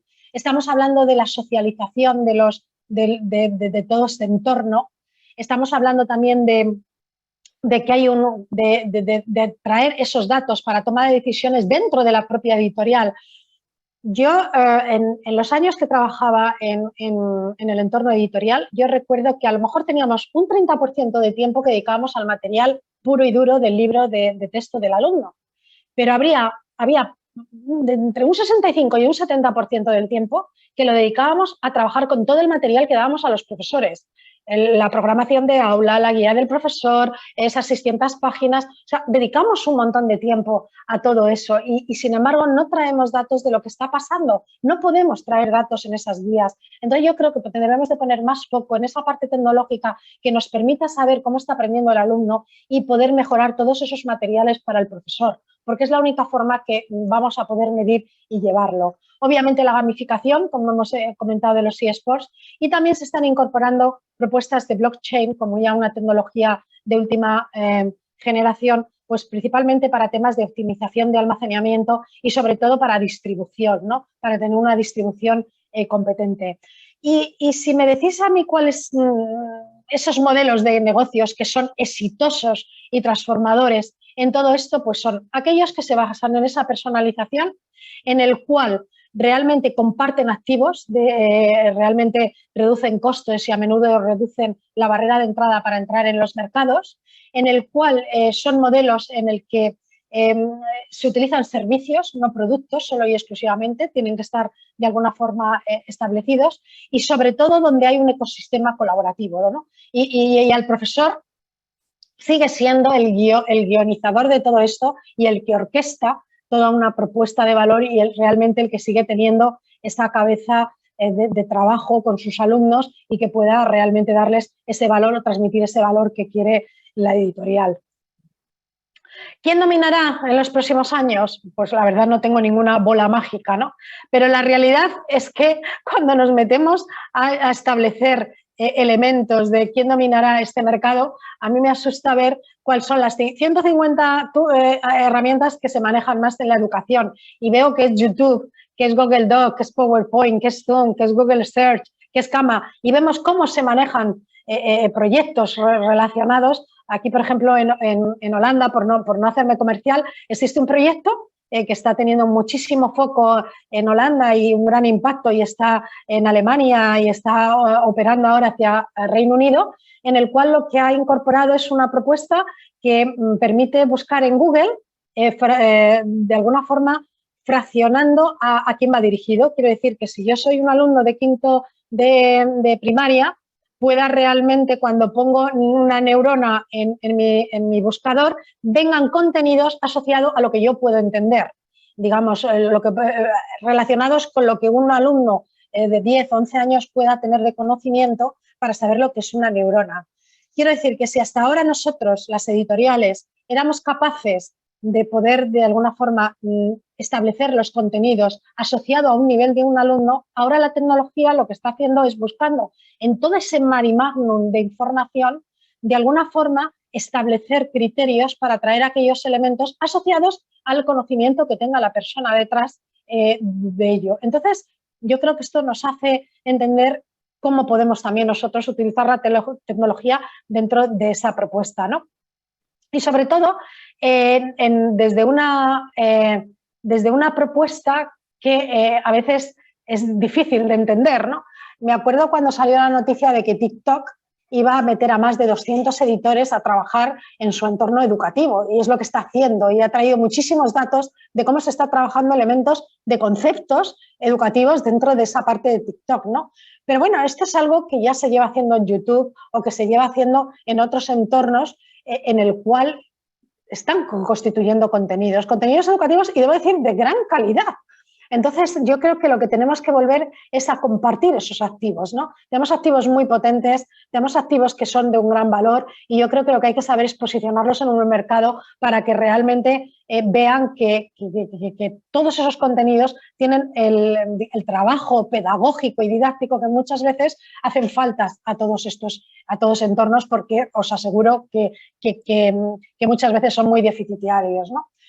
Elementos que podemos tener en cuenta, ¿no? Y aquí ya vamos a elementos muy de experiencia post-COVID y de esos modelos que os comentaba, de modelos impresos y digitales, híbridos, y de ese concepto de high flash, ¿no? Yo creo que aquí es imprescindible, cuando tomemos una decisión, que estemos muy informados de qué modelos de negocio podemos establecer y qué alianzas podemos establecer para poder llegar al mercado más rápidamente, porque ahora el mercado es muy cambiante y lo tenemos que hacer de una forma rápida. Tenemos que alinear a nuestros equipos editoriales con los equipos comerciales. Creo que si no somos capaces de alinearlos, no puede trabajar el equipo editorial en un producto, una propuesta. Tenemos que conectar mucho mejor a los equipos comerciales con los centros educativos, con ese coaching educativo, para poder traer también información hacia los departamentos. Tenemos que crear más comunidad, o sea, no dejamos de tener los medios sociales como un elemento que sí que crea comunidad y crea realmente un impacto muy grande sobre el propio negocio de las editoriales. Necesitamos a veces mayores influenciadores, ¿no? Hemos visto cómo hay profesores, conozco distintos proyectos y a distintos profesores, un David Lacalle en España, un Marco en Perú en temas de matemáticas, cómo están trayendo muchísimos estudiantes, muchas veces en el plano curricular y en el plano extracurricular, como un modelo de refuerzo, ¿no? Y sobre todo con esa experiencia, esa personalización y medición, ¿no? Y yo creo que hay una de las cuestiones que yo creo que es importante, ¿no? Y es que creemos sobre todo en esa propuesta de papel mixta, ¿no? En permitir, ¿no? Y de alguna forma yo creo que podemos llegar a cometer errores, ¿no? Muchas veces en estas decisiones rápidas, pero son errores pequeños si realmente somos capaces de definir el modelo de negocio que mejor puede establecerse dentro de esos rangos que queremos alcanzar, y sobre todo con pilotajes, ¿no?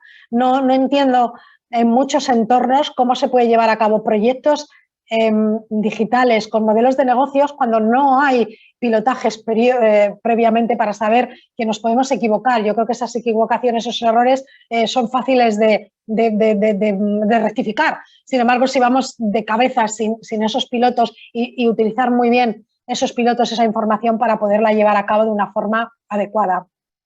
Lo que es importante es que, y yo creo que ya me voy terminando, es que hay una nueva realidad en el contenido editorial que es un poco nuestra gran valía, y ahora el contenido hay que combinarle, hay que adaptarle, debemos permitir combinarle, adaptarle, reordenarle, debemos dejar que aumenten y debemos de ser flexibles.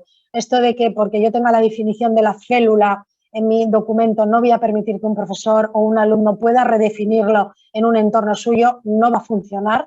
Os lo digo ya que no está funcionando. Tenemos que dejar a poner esos 1000 libros a los usuarios y desde luego tenemos que tener en cuenta los ciclos de retroalimentación de todos estos contenidos, tenemos que traer ese componente social, tenemos que establecer espacios, otros lugares que no sean concretamente el de clase desde las editoriales, que siempre a lo mejor nos hemos focalizado en el elemento clase y tiene que haber otros espacios y otros elementos donde podamos llevar toda esta visualización de proyectos y sobre todo medirlos, que es algo que yo creo que falta, ¿no? En ese sentido, ¿cuál es el punto clave de la transformación? Y aquí hemos hecho un ejercicio importante de que, primero, tal vez el colegio o el profesor no tiene que estar en el centro de ese punto, sino tiene que ser más el estudiante. Tenemos que aprender más del estudiante para darle ese servicio, aunque la decisión la puede tomar un colegio, aunque sea el docente el que tiene que realmente tomar digamos, esa propuesta de valor, pero realmente internamente como editoriales aquí hay que hacer un trabajo muy importante. Yo creo que actualmente las editoriales educativas están en este flujo de trabajo, ¿no? Y voy a hacer un hincapié un poco en esa percepción de una gestión editorial donde se plantea, cogemos los contenidos curriculares, donde se hace un proyecto, donde realmente se empieza a trabajar con una nueva propuesta de valor, con un proyecto, donde luego se lleva a esa digitalización, una vez que hemos establecido una propuesta de contenido, donde se planifica, hay un soporte al profesor, hay un proceso de evaluación, todo esto se tiene en cuenta para focalizarnos en ese B2B, ¿no? Obviamente aquí ya cuando entramos en el plano de la digitalización hay muchas editoriales que realmente están recogiendo alianzas con empresas de tecnología, donde están incorporando interoperabilidad en sus procesos, donde están empezando a recoger datos y llevando esta propuesta de aprendizaje adaptativo, donde de alguna forma sale del círculo todo el entorno de marketing, todo el entorno de comunicación, todo el canal comercial, que no debería de ser así, y donde nosotros metemos todos esos contenidos en esa plataforma de trabajo que tenemos, que muchas veces pueden ser en un entorno más marsupial o puede realmente entrarse en plataformas más, digamos, más mayores o más grandes, no tiene por qué ser mi LMS, sino que lo puede ser solo y exclusivamente el contenido. Esto estaba bien hace poco, pero realmente lo que estamos viendo y donde vemos que las editoriales están empujando más en el modelo es este otro modelo. Un modelo totalmente distinto, un modelo donde realmente se accede a ese docente, a esa familia, pero donde también está instalado el gobierno para incorporar datos de información, donde también está el estudiante como experiencia. Y aquí sí que está todo incorporado, ¿no? Digamos, tenemos una estructura de elaboración de contenidos donde realmente hay una gestión editorial, donde a mí me da igual que vayamos a un entorno digital, que vayamos a un entorno de papel impreso, que también es necesario. Vale, está muy bien, pero realmente ese contenido le debo de alguna forma establecer dentro del flujo de trabajo que está dentro de la tecnología, dentro de la evaluación, dentro del canal de entrega, dentro de la analítica y dentro del marketing, para que todo eso me traiga datos y pueda tomar decisiones. Esto yo hablaría de que es un modelo más revolucionario, un modelo más de futuro, pero es un modelo que ya está instaurándose, ¿no? Tenemos algunas empresas en Corea que están trabajando ya en estos modelos y que realmente están teniendo un feedback muy positivo. Aquí la gran diferencia es un poco en la generación del contenido, que la generación, la taxonomía, la generación del contenido está metatagueado desde el minuto 1. Sabemos perfectamente una actividad, lo que es, lo que supone, lo que desde el departamento editorial define como elemento pedagógico, didáctico hacia el entorno del trabajo que conlleva todo esto. Y de esa forma se puede de alguna forma establecer todos estos flujos. Y es un poco el punto y final de este punto, ¿no? de lo que hemos estado haciendo. Solo 5 minutos más pues, para comentaros de dónde sale todo esto, ¿no? Quiénes somos, quiénes, ya no solo la presentación que ha dicho Enrique de quién es Ana Isabel Calvo, ¿no? ¿Dónde están todos estos research que hemos tenido y toda esta investigación que viene, ¿no? Y esos son 2 minutos. Nosotros trabajamos con empresas de todo ámbito. Trabajamos con empresas de text, trabajamos con editoriales educativas muy importantes a nivel mundial, trabajamos con proyectos educativos de organizaciones no gubernamentales o incluso con organizaciones que nos dicen que necesitan, pues como hemos hecho en UNESCO este año, necesitamos la definición de lo que va a ser el futuro de la educación superior y hemos hecho un white paper junto con el Mobile World Capital para poder anunciar elementos que yo creo que son importantes para llevarlo. Pero también con empresas que vienen del mundo pues de la tecnología o del mundo de la medición, como es Metametrics, ¿no? en el que son capaces de crear estándares para los niveles para crear estándares para saber dónde están los alumnos en un nivel de matemáticas o en un nivel de comprensión lectora, ¿no? Y crear estándares de interoperabilidad, ¿no? Somos un equipo muy grande, entre los cuales pues, tenemos de distintos ámbitos, desde el ámbito tecnológico, desde el ámbito de plataformas, desde el ámbito editorial, desde el ámbito del propio trabajo que se ha hecho en los entornos de Open Innovation, que yo creo que también es importante traer, ¿no?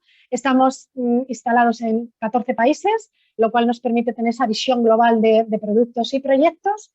Yo creo que intentamos traer 3 elementos muy importantes dentro de nuestros proyectos, ¿no? Uno desde el punto de vista de ser advisors de proyectos y de propuestas con foco en la mejora de procesos de aprendizaje, en procesos de productos o en procesos de negocio para expansión y para conectar con distintos, yo creo, perfiles a lo largo del mundo, que no tenga que estar una editorial buscando qué es lo que hay en plataformas de inteligencia artificial o qué hay en plataformas de STEM o en matemáticas, sino podamos llevar proyectos, ¿no? Y sobre todo por lo que he sufrido en mis etapas de editora educativa, ¿no? Porque yo creo que cuando he tenido proyectos desde las consultorías, estaba muy bien cuando al final de la consultoría te daban un tocho muy informático de todo lo que se había analizado dentro de la editorial y realmente te decían, aquí está la información y ahora tú haces el desarrollo que conlleve todo esto que te contamos aquí, y cuando te ponías a desarrollar aquello decías, Dios mío, ¿dónde me he metido y ahora cómo sigo, ¿no? Yo creo que dije, yo no puedo trabajar con una consultora que realmente me deja tirada a mitad de camino. Yo creo que no solo es definir la parte estratégica, sino también llevar a la práctica la ejecutiva, ¿no? Es decir, oye, hemos definido esto, pero vamos contigo hasta llevarlo al plano de la parte de aterrizarlo en un entorno más ejecutivo, muchísimo más táctico, y que realmente si nos hemos confundido nosotros y podemos rectificar y tenemos equipos para que puedan rectificar y que, digamos, esa propuesta tenga realmente pues un cambio radical, ¿no? Y poco más. Muchísimas gracias por vuestra atención. Espero que haya aportado esos pequeños ingredientes que permitan de alguna forma pensar, poner en el radar, tener elementos que digáis, pues mira, sí, esto lo conocía, pero esto no. Y sobre todo para poder ayudar en todo este momento complicado que lo es y que de alguna forma no es fácil donde estáis, pero yo creo que es también muy prometedor porque tenéis un gran mercado en México. Yo creo que las cosas van a cambiar muy rápidamente y yo creo que tenéis en ese punto una posibilidad muy grande de poder mejorar toda una propuesta de valor desde las editoriales educativas. Gracias y a vuestra disposición 100%. Pues, Ana, híjole, no sé, a veces los moderadores o las personas que trabajan con alguien de tu nivel y de tu calidad y experiencia, pues se meten en aprietos. Yo me siento en un gran aprieto porque, ¿qué decir? La verdad, primero, impresionante todos los campos donde has estado trabajando y todas las experiencias que tienes. Me queda claro que la capa de conocimiento que tienes ahorita fue la primera capa, es decir, nos estás diciendo cómo está el entorno y cómo se están viendo las cosas. Algunos comentarios que vi en el chat hasta ahora mencionan que quizás habría que hablar el porqué de algunas cosas, pero si hablaras del porqué de cada caso y de cada detalle, seguramente es un caso de estudio propio, ¿no? Yo primero agradecerte lo que nos dices y hay algunas preguntas que me gustaría compartir contigo y al mismo tiempo invitar a nuestros amigos a que nos hagan más preguntas. Una de ellas, fíjate que dice así, de Iñaki Vázquez, dice, no se puede generar cierta confusión al comparar empresas tecnológicas que están focalizándose en la educación como un nicho de mercado con empresas editoriales, con este tipo de lógica y estructuras, con otro tipo de lógica y estructuras. Esa diferencia no se encuentra también en su capacidad de financiación y capacidad de endeudamiento, donde se encuentran las medianas y pequeñas empresas editoriales que se dedican a la educación. ¿Qué piensas, Anaísa? Bueno, vamos a ver. En primer lugar, yo debo de decir que las EdTechs, digamos que yo creo que están dentro de las estructuras propias de las o sea, vamos a quitar la diferencia entre las grandes y las pequeñas. Vamos a ver cómo se estructuran dentro internamente. Y lo que hemos descubierto es cómo se organizan los departamentos dentro de las estructuras, estas estructuras EdTechs, ¿no? Porque nos ha llamado la atención cuando hemos cogido 10, 12 EdTechs o hemos cogido 10 editoriales que han nacido dentro del mundo del entorno puramente educativo curricular, y además me voy solo al curricular, no extracurricular o con elementos sino curricular, vemos cómo tienen un gran foco. Primero, hay una flexibilidad dentro de las empresas muchísimo más grande de las que tenemos en las tradicionales, por lo menos en las grandes, y luego se focalizan muchísimo teniendo porcentajes, ya no tanto en el entorno editorial, donde a lo mejor en una editorial más tradicional hay un 60 o un 70% del peso es el entorno de editores, pues, y a lo mejor un 20% en el de marketing. Aquí llegamos hasta un 40 y un 60% en algunos casos en el entorno de marketing y mucho más pequeño en el editorial. ¿Por qué?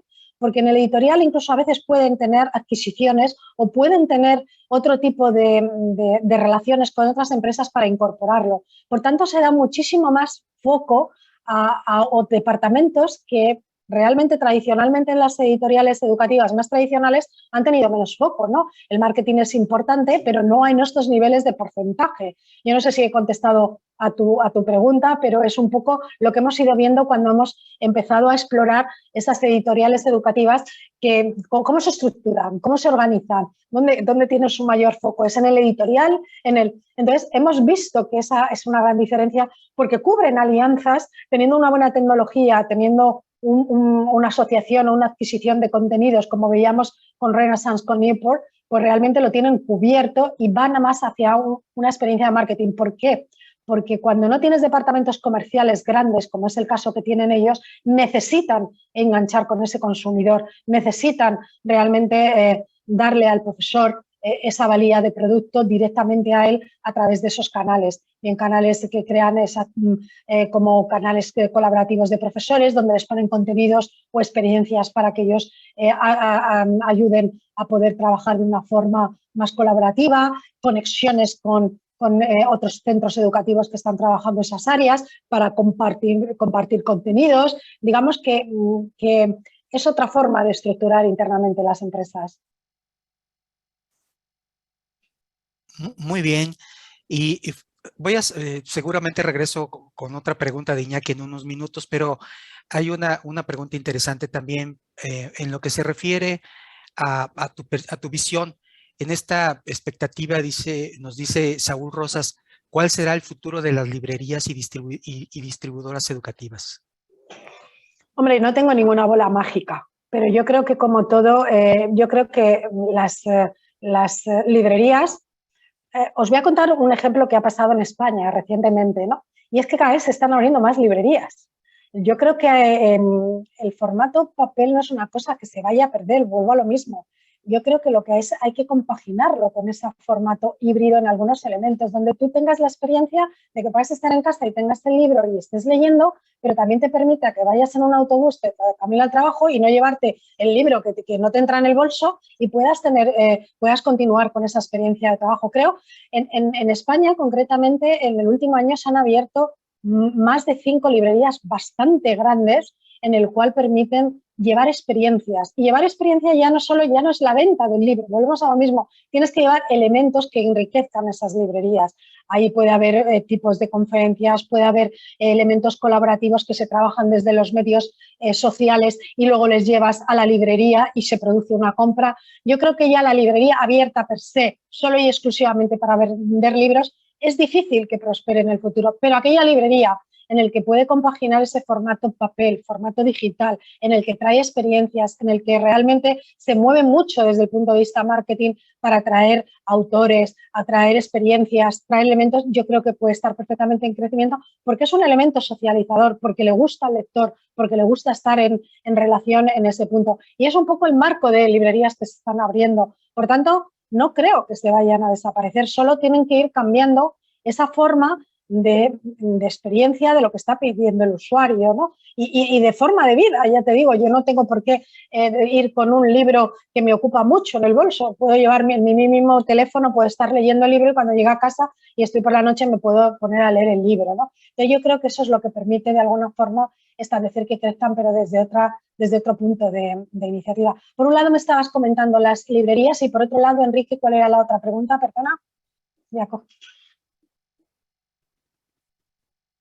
Estás en on mute. Sí, disculpa. Fíjate que sí, por un lado eran las librerías y por otro lado distribuidores o distribuidoras educativas. Que entiendo la diferencia en el sentido de pensar que no solamente es aquel punto de venta abierto, sino también distribuidores que hacen labores directas en los colegios.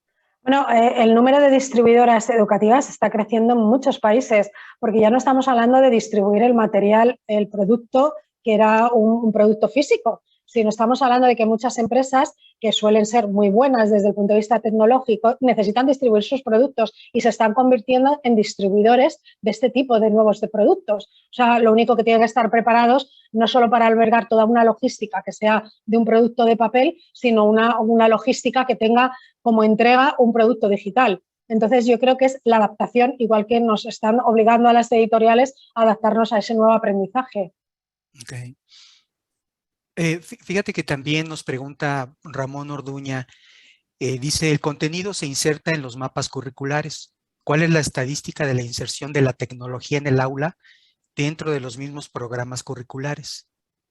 Pues obviamente esto es muy dispar en los países. Tú tienes países en el norte de Europa donde el porcentaje es altísimo y luego te vas a países pues que digamos en África los son muy bajos y en LATAM hay países que los tienen muy bajos. La educación tiene un gran componente global cuando hablamos de educación y tecnología, pero luego tiene un gran componente local. Y volvemos a lo mismo, lo que funciona a lo mejor en Finlandia, que no deja de ser un referente mundial dentro de la educación por las cualidades y digamos un poco el referente de lo que es Finlandia, hemos intentado incorporarlo en otros entornos donde no ha funcionado porque hay un gran componente local, ya no solo de dispositivos con los usuarios, de competencias de los profesores.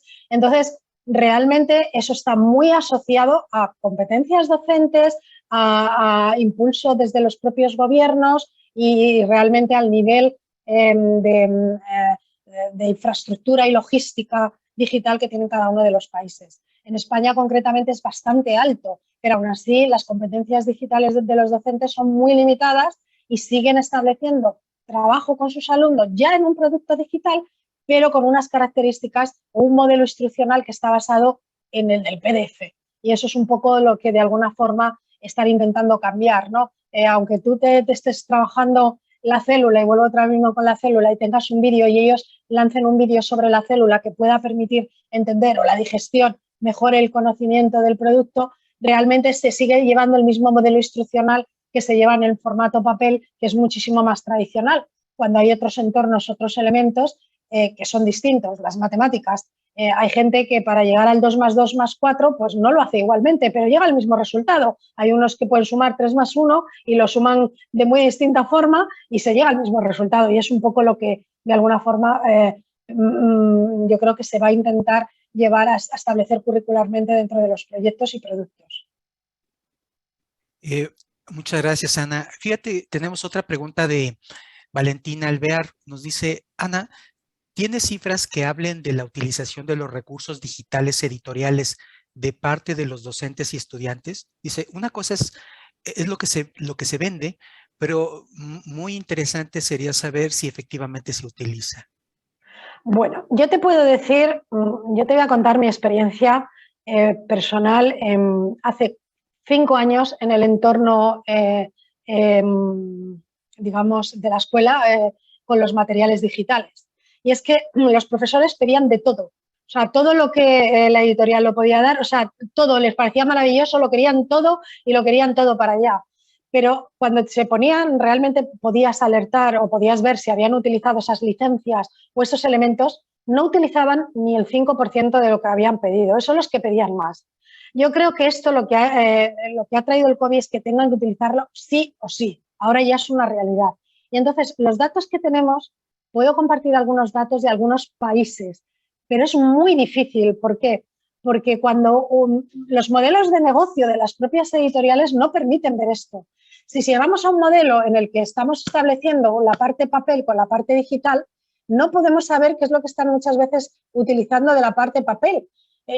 Podemos tener a lo mejor datos en algunos casos de la parte digital y no siempre, porque los materiales a lo mejor no siempre lo permiten.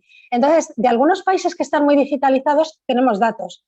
Los que no están muy digitalizados es muy difícil saber, y cuando te pones a investigar y lo comparas con lo que hay en el mercado, dices, estos datos no son correctos. Porque cuando hablas con unos profesores y con otros, dices, lo que me están dando de datos, o he hecho una cata muy simple, pero a veces estás dando con 40 y 50 colegios. Yo creo que ya podían ser un reflejo de los datos que te están dando y van por otros caminos, otros derroteros. Entonces yo creo que lo que es muy difícil es realmente saber qué están utilizando si siempre llevamos materiales donde se compone el libro de texto como modelo de trabajo en el aula y luego el digital asociado al modelo digamos, de modelo híbrido, pero con libro de texto curricular, que es distinto. Para mí el modelo de híbrido es tener un componente de valor curricular donde pueda tener piezas que son de aspectos físicos, cuadernos de trabajo, pueda tener elementos que no son un libro de texto tal y como lo tenemos definido hoy en día. Puedo tener un libro donde pueda trabajar competencias, donde pueda trabajar rúbricas, donde pueda estar trabajando elementos de lectoescritura, de lectura, o sea, digamos que son periféricos de lo que pueda ser el elemento digital en sí y establecer ese modelo instruccional de la propuesta curricular desde el ámbito digital.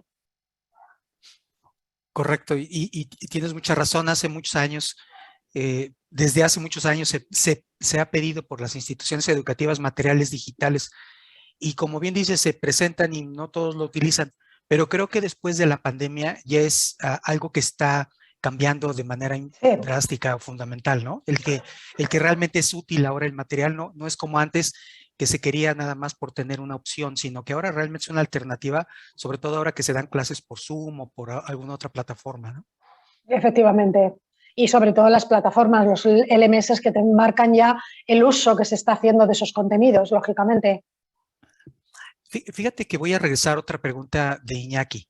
Dice, ¿cómo se posicionan las empresas editoriales enfocadas al sector educativo formacional con las nuevas tendencias en los centros educativos para que los docentes generen sus propios materiales educativos y se trabaje a través de proyectos que no dependen de los libros de texto o material ofrecido por las empresas editoriales?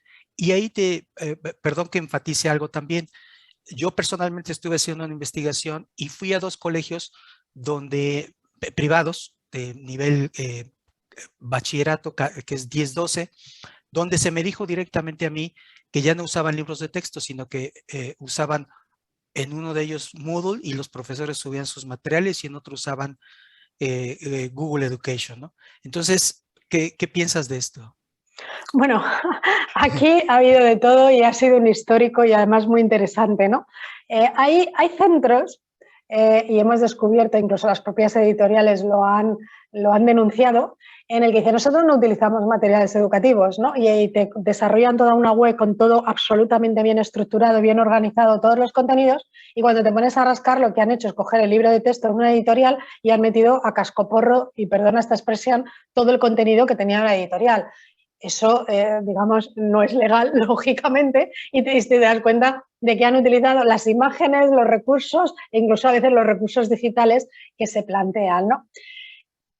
Yo mi percepción es que al profesor, el profesor hay que darle los contenidos bien organizados al currículum con toda su programación de aula, hay que dárselo bien organizado, estructurado, para que tenga claro todo el contenido y cómo lo tiene que estructurar a lo largo del año académico, y tiene que puntualizar dónde tiene que hacer hincapié, aparte de su experiencia, en todo el proceso evaluativo. Y esto se pierde con esto. O sea, tú le puedes dar, yo creo que hay que dejar que esos contenidos se puedan, como digo, reorganizar, reordenar, reeditar y todo lo que ellos quieran. Pero inicialmente el profesor lo que tiene que tener claro es cuál es su año académico y tiene que tener todo eso. Y esa es la valía que tenemos las editoriales educativas, que realmente ahí es lo que mejor hacemos. Tú tienes que dar todos estos contenidos en este periodo de tiempo organizado. Aquí está la evaluación, aquí está si quieres ampliar, aquí quieres reforzar, y tienes que saber estos conocimientos previos antes de empezar a esto. Esto es lo que sabemos hacer bien. Pero el valor ahí no es tanto ya del contenido, sino de cómo reestructuramos todos esos contenidos. Y eso no lo va a hacer nunca el profesor. Nosotros le podemos dar el contenido y lo podemos reestructurar, y ahí es donde está la valía de la editorial, de organizar todos esos contenidos para que él luego lo vuelva a reestructurar. Y eso ni lo hacen en las webs, ni por mucho que copien a las editoriales, ni por mucho que hay profesores que hacen materiales soberbios, y hay profesores que no utilizan, porque una de las cuestiones que yo también veía es que cuando hacíamos, nos entregaban todo un poco el cómo iban las gráficas de las editoriales, ¿no? Las cuotas de mercado que cada editorial tenía.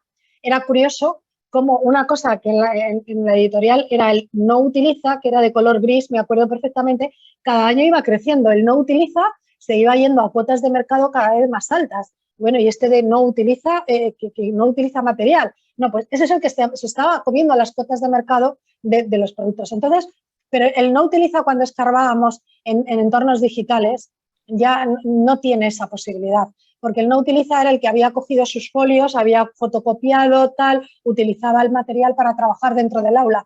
Pero ahora eso no le vale. Necesita una plataforma, necesita una estructura, necesita unas herramientas para poder editar, necesita herramientas para poder adaptar a cada uno de los alumnos. Tenemos mejor posicionar, o sea, si lo vemos así, tenemos mejor posición que hace unos años, en el cual simplemente un profesor podía coger, escribir todos los recursos, hacer una especie de libro con un Word incluso, y podía compartirlo con el resto de los alumnos. Ahora no, porque le falta toda esa parte de ecosistema digital. Entonces, ahí tenemos un valor muy grande, ahí lo sabemos hacer muy bien y ahí sabemos cómo podemos realmente llevar toda esa propuesta. Entonces, te diría, son muchas cosas, no es una cosa, y lo sabemos hacer bien. Lo único que tenemos que establecer un ecosistema, y que una institución tenga todos los contenidos en la web colgados, bien estructurados, con el currículum, eso nos dice que consume el contenido, pero nada más.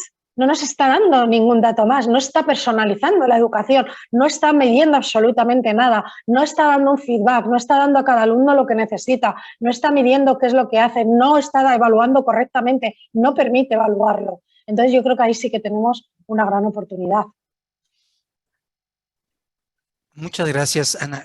Voy a hacer la última pregunta, si te parece bien. Ya digo, hay muchos comentarios muy positivos de lo valioso de la información, y seguramente cuando compartas la presentación van a estar muy contentos, y además hay mucha información que hay que reflexionar. La última pregunta que te quiero hacer es de María Ortiz Monasterio, y dice: en grados preescolares y de primaria, en donde es importante el proceso de la lectoescritura, aprender a desarrollar la motricidad para escribir, ¿cómo visualiza la integración sin comprometer el desarrollo de estabilidad? Y enfatiza, dice, me refiero, ¿en dónde se pretende sustituir una oferta en papel por una digital? ¿Qué opinas de este tema? Bueno, ahí curiosamente, además en el aprendizaje temprano, cuando he hecho las dos diapositivas de dónde están las editoriales ahora en un flujo y dónde están ahora, en aprendizaje temprano hay muchas que están ya en ese punto. ¿Por qué? Porque, digamos, obviamente las propuestas son de contenidos híbridos. Lo que tú dices, la psicomotricidad, la tangibilidad que necesita. A un alumno no se le puede enseñar lo que es áspero o lo que es suave si no está tocando lo que es áspero y suave. Por mucho dígito que le pongas, eso es inviable, ¿no? Entonces yo creo que ahí sí que el componente mixto es imprescindible, ¿no? Y en los materiales escolares se ha hecho siempre así, ¿no? El poder pintar. Hay cuestiones de la lectoescritura pues bueno, nos decían en Finlandia hace unos años cuando hubo tanto revuelo de que ¿por qué tenemos que aprender a escribir? Porque a lo mejor en el futuro no hay que aprender a escribir, es una de las competencias que tenemos que olvidar, ¿no? O trabajar con un lápiz digital para poder escribir sobre las pizarras. Al día de hoy eso ya, digamos, no está todavía en esa propuesta y necesitamos esos cuadernos. Pero vuelvo a lo mismo, necesitamos un material tangible y fungible para poder trabajar. Pero no te puedes imaginar, María, lo que se está haciendo en educación infantil desde las edades más tempranas, porque es cuando, digamos, los contenidos, esos metadatos que yo decía que se metían dentro de cada uno de los contenidos, cómo viajan a través de los alumnos y cómo trae los niveles competenciales de cada uno de los alumnos cuando empiezan a consumir un vídeo, simplemente un vídeo, pero que realmente está estructurado, digamos, en unas partes muy concretas donde él tiene que trabajar con un sistema digital y cómo va trayendo todos esos datos. ¿Por qué? Porque la inteligencia del aprendizaje, si tú tienes una frase muy larga, es muy difícil metataguearla. Pero si tú tienes frases cortas, palabras o elementos, es mucho más fácil traer datos.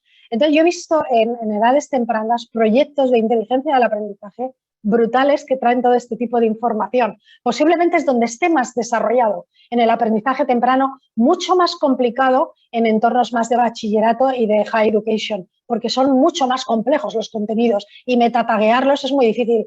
Pero en un color rojo, verde o en una frase, digamos, no, es muy fácil. Y entonces ahí realmente es muy interesante toda la información que trae el alumno y rápidamente en edades de 3 a 5 años, 6 años, se traen unas competencias que te sorprende la información que trae de cada uno de los alumnos. Entonces es muy interesante ver que justo en esas edades, con componentes híbridos, vuelvo a lo mismo, se está trayendo una información muy, muy interesante para que los profesores tomen decisiones y además detecten problemas y sean muy preventivos en los problemas.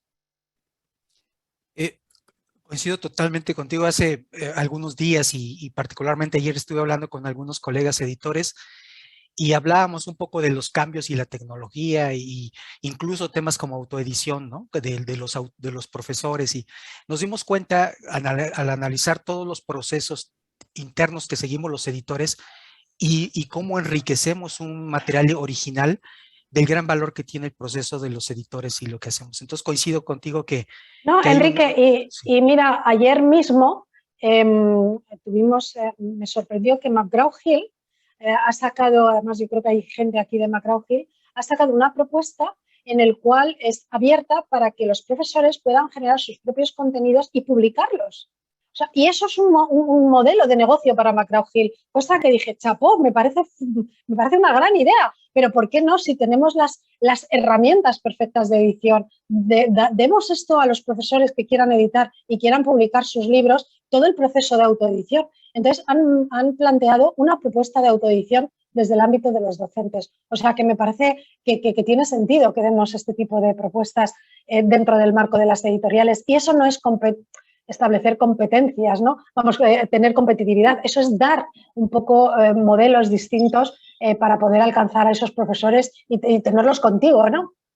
Exacto. Al final, satisfacer a las necesidades del mercado, ¿no? O sea, ser lo que siempre hemos sido, ¿no? Efectivamente, somos los mismos, pero realmente lo estamos extrapolando a otros entornos. En vez de tener un autor al que pagabas antes internamente para vender a muchos, lo que tienes son muchos autores que están vendiendo ellos a su entorno. O sea, cosa que es un negocio igual. Entonces, yo ayer se lo comentaba al equipo aquí de McGraw-Hill de España, vamos, en España decía, oye, magnífica idea, me parece brutal que saquéis desde McGraw-Hill esta propuesta, porque creo que puede tener muchísimo recorrido. Os va a ayudar a crecer en el mercado, estoy segura. Así es. Ana, pues muchísimas gracias. Un placer. Es un placer. Hay muchos comentarios donde les parece excelente la exposición, te agradecen mucho todo lo que has hecho, lo que nos has dicho. Yo quisiera solo cerrar con dos cosas. Una, recordarles a todos que hay una encuesta que nos parecería muy importante que ustedes la contesten, por favor, para la presentación y la ponencia de Ana, y pues dejar a Ana decirnos lo que quiera decir para cerrar, Ana. No, por supuesto, un placer, abierta a cualquier duda, cualquier cuestión. Por favor, tenéis en la presentación, tenéis mi correo electrónico. Será un placer, pues oye, porque de todo esto se aprende muchísimo. Nosotros estamos aquí porque aprendemos de vosotros, porque creemos que las editoriales educativas, yo personalmente las llevo en mi corazoncito y creo que tienen mucho que decir en toda la educación y tenemos un gran canal en el cual podemos mejorar todos esos procesos. Creo realmente que somos los actores principales que debemos de manejarlo y que la tecnología nos ayude en ello. Pues bueno, si no somos tecnólogos porque no lo hemos sido y es complicado cambiar nuestros editores por desarrolladores, que creo que no lo debemos de hacer nunca, pero sí establecer alianzas que nos permitan alcanzar esos mercados que conocemos bien y que sabemos cómo ayudarles en el proceso a los profesores, a las familias y a todas las instituciones. Así que muchas gracias. Y seguimos en contacto. Esto no es un adiós, eso es un hasta pronto. Pues a nombre del equipo de CANIEM, del presidente de la Cámara, del presidente de la comisión y mío propio, te damos las gracias nuevamente y así que hasta pronto como siempre, Ana. Un placer saludarte. Un placer. Un abrazo a todos y muchísimas gracias. Adiós.